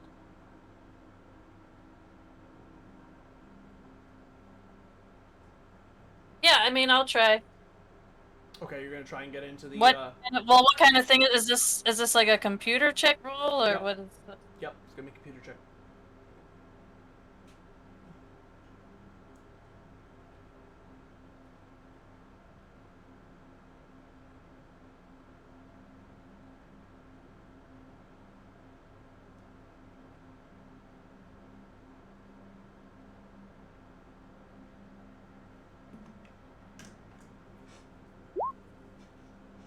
Oh. Whoops. Slash. Sorry. You good? You good? I know.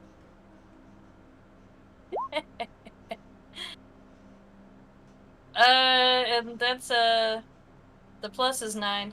+9 on for that. Okay. Yeah. So you get through, and you see that there are 2 folders in there. One is marked RRPR, and then another is marked Terra 15.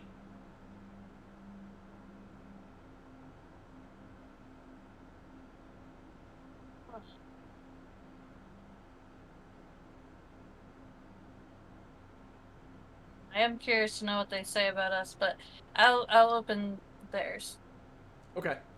So you open theirs and you see like the names of Sonora, Conathor, Caleb, Butch, Renmarn. There is no entry for Grealish.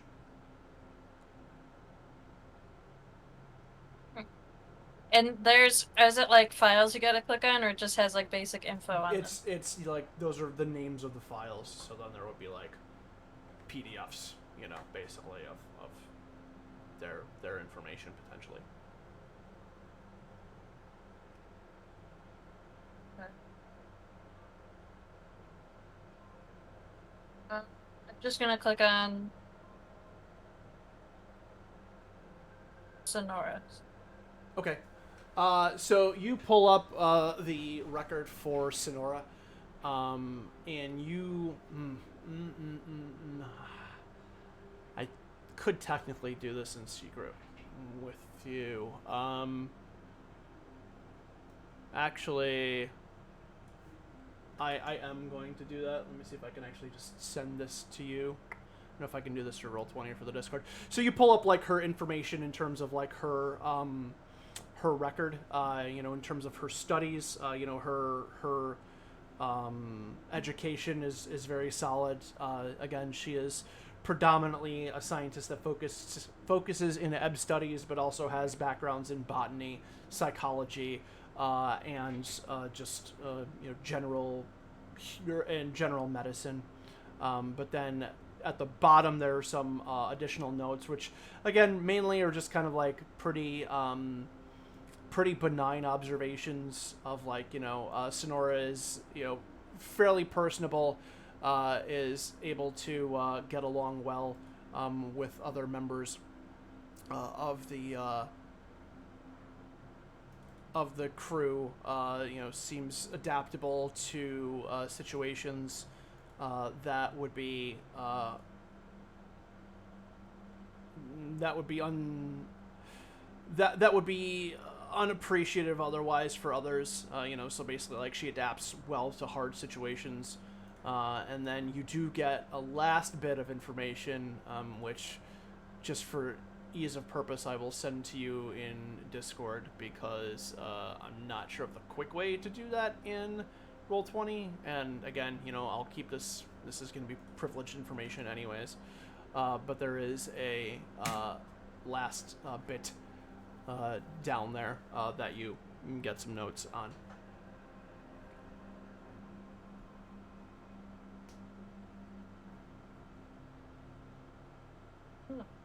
Okay.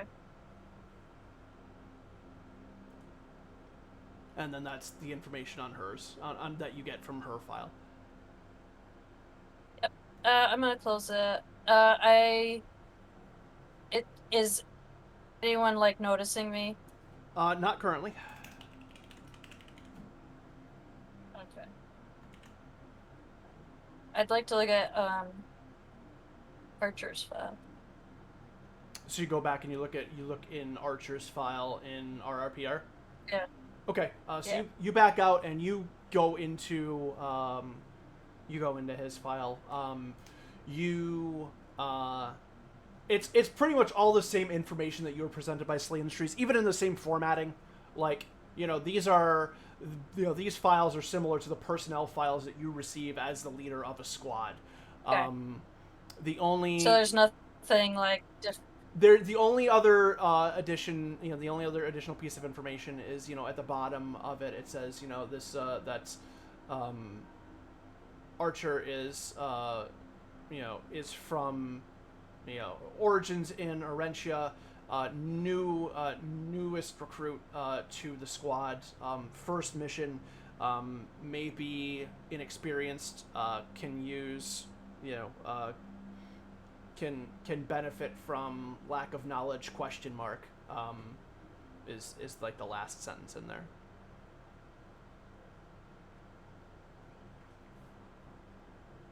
And this was written by Slay, or there's the notes at the bottom. This looks like You this assume was a file that this is not no, this is like basically kind of like a note, like it's like the file reader has like a little kind of like note section in it, so this is like something that was added on top. That was the same thing with Sonora's one as well. That was like a note that was added on.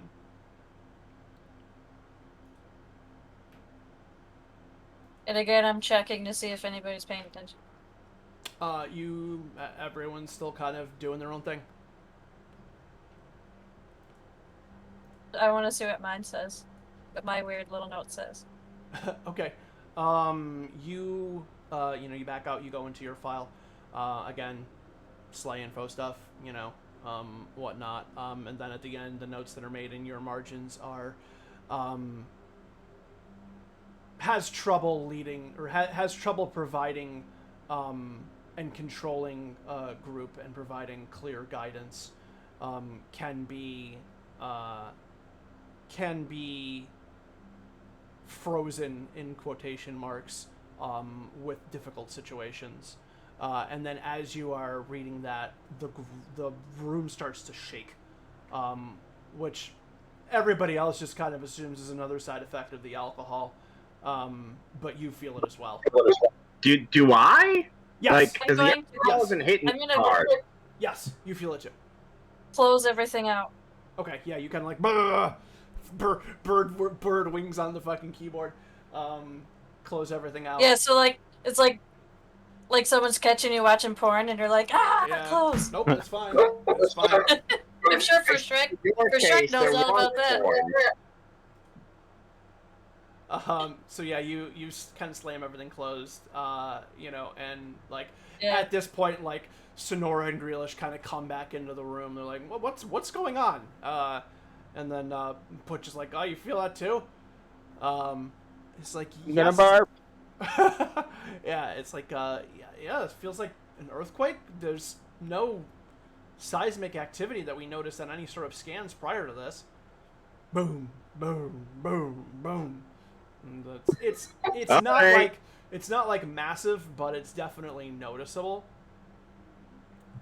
All right, go put me pants back on and go get me gun. Does it feel like something's slamming into this, like the wall? No, Just it doesn't. the It ground feels is it shaking? feels like the ground is shaking. Okay. Like it's just Okay. you know, like a kind of like deep vibration of like just Yeah. kind of a rumbling. And then you start to kind of hear some like louder noises that are different than the booming thunder that's coming. It sounds like cracking, like something is being broken outside. Conathor gets up and he kind of like goes over to the computer, kind of like, you know, like kind of like just pushes Reggie aside because you kind of just stood up from it, and he kind of just like gets you out of the way, and he like goes to start to like go through the cameras.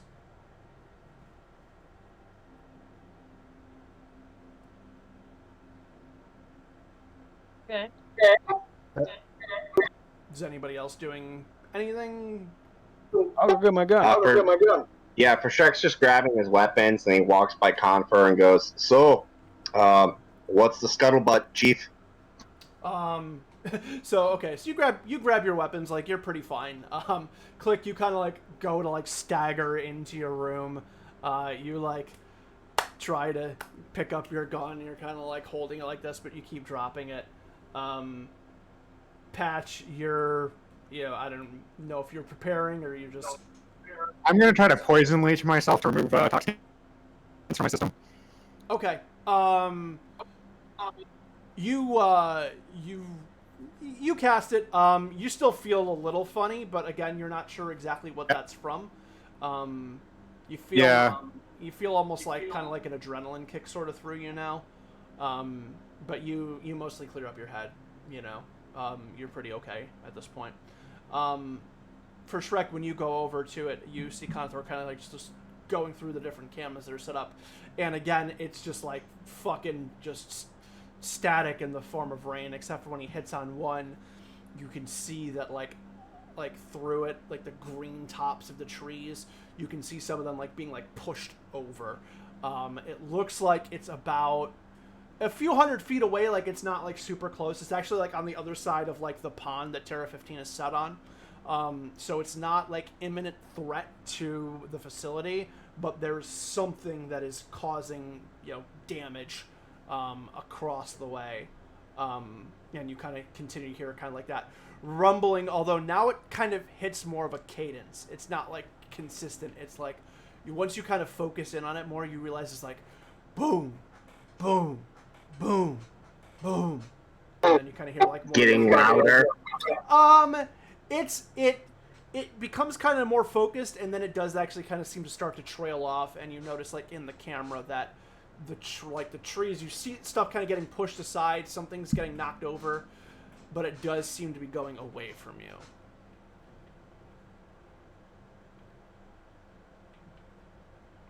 Conathor's like, well, it looks like there's something else out there other than those lizards. Huh. Well, I haven't felt so. I don't think anyone's felt so inadequate about their weapons since the last man and Butch hooked up with.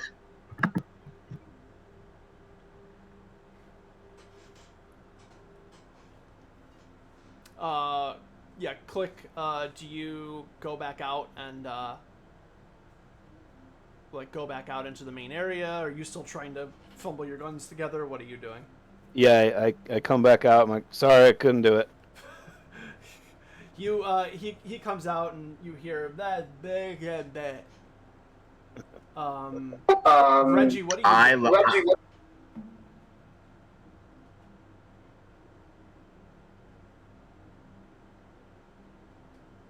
Or Reggie. Huh? What happened? What are you doing in cut all out. this in the like in the rumbling and the crashing of trees and whatnot? I'd like to go over. Grealish and Sonora, they're back in the same room as us now? Yeah, they've gone over to the monitors too, and they're observing it. And They seem calm now. I mean, I will just ask, is this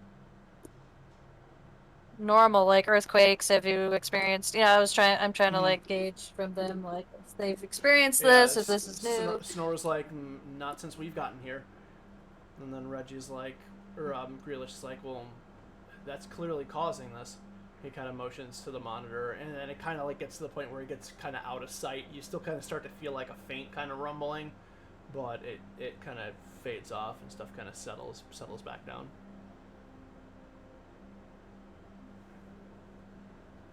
What's causing it? He points at the monitor and he says, there was something that moved through here, something living. Some sort of creature, very large, based on the damage it did and the vibrations it was causing.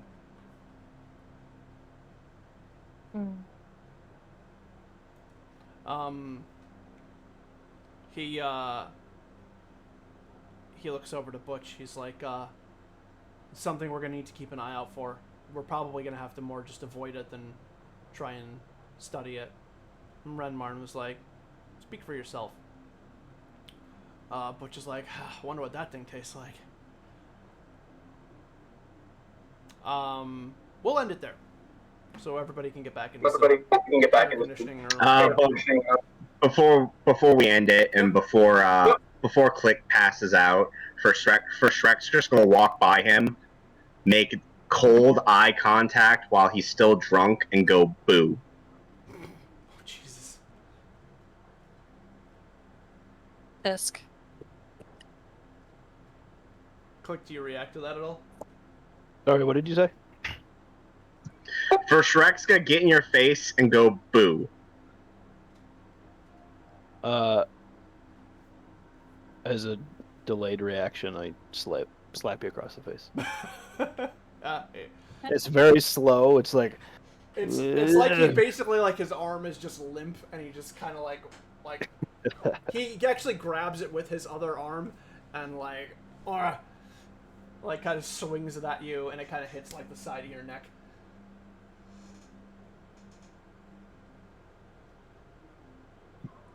I'm just gonna pat him on the head and go back to my bunk. All right. So there we'll end it. Okay, so everybody 2 XP for this session. Are we nominating a third for somebody? Third XP for someone? I mean, if we do want to nominate anyone, Sabrina, because she was doing her character's thing. Oh yeah, we were all drunk and fucking around, and Reggie was getting shit done. Yeah. All right. I found out some pretty important information. All right, Reggie, you can go ahead and take your third XP, and it's up to you if you want to share that information with the group now. If you're planning on sharing it, then we can say that. I am planning on sharing it in a different, like when we get to a point where I can. We can say like later in the evening or whatever, like you're all like retired and whatnot. So if you want to, let people know what you found out, then you can, we can play that out now. Yeah, or if you want to wait until Archer's back. I guess it doesn't matter. Yeah, we can always reiterate it with Archer, but I'm sure the people watching are interested to hear what you find out. Well, first of all, the main thing that I am figuring out here is that Grealish is probably behind all of this in some weird way. He's not, like, there's personnel files for everybody except for him, which is a little odd. And I'm assuming he's the one who's making weird little notes on everybody's file. So I'm wondering if he's, like, actually studying us in some way. I don't know. So that's odd. Well, he's submitted a contract. He's the one who submitted the contract. I know, but it's to me it's weird he has like weird little personal information about everybody. Because like I noticed in my file, and I don't disagree with what he said. He had, weird little personal thing at the bottom, and then Archie's also. Um, and in Sonora's, she apparently has dissociative identity disorder, and one of her identities is very violent. So that's a concern Oh, great. if she gets extremely stressed. So it can emerge in extremely stressful situations. So we gotta keep her calm. I got mind numb. I got bullets. That hand just in case. I kind of want to see what happens. let's make her mad. First you do. All right, First Strike's needs to make a point to equip some needles with mind numb to stab her just in case. All right. So with What the that, file say about me? all right. So with that, we will go ahead and wrap it up. Hopefully next week it'll be a little less sweltering, so we can. Although this didn't go so bad, even you, Matt, like it was a little sketchy, the audio, but you need to get like a Wi-Fi extender or something. My Wi-Fi is on the other side of this wall. You need to drill. I don't know why it's just so. Is there something metal inside the wall? I think there's lead paint. You need to drill a hole in your wall, and then run a wire through, and then plug the Yeah. wire into your laptop. Yeah, and then play Arma 3 with us. Yes. Oh yes, let's recruit Matt to play Arma 3. I am getting a new landlord at some point this month. Does he? They won't know what was wrong with this apartment before. Exactly. The Before I moved hole in. was there when you moved in. You just took advantage of it. The last tenant did it. All right. So we'll continue our attempts to recruit Matt to Arma later on, but we will let everyone else go. Thank y'all for joining. See you presumably next week, where we'll have Archer back and we can continue our fun out in the jungle. Good night. Good night, everybody. Bye. Thank you. Take care. Night. Thank you.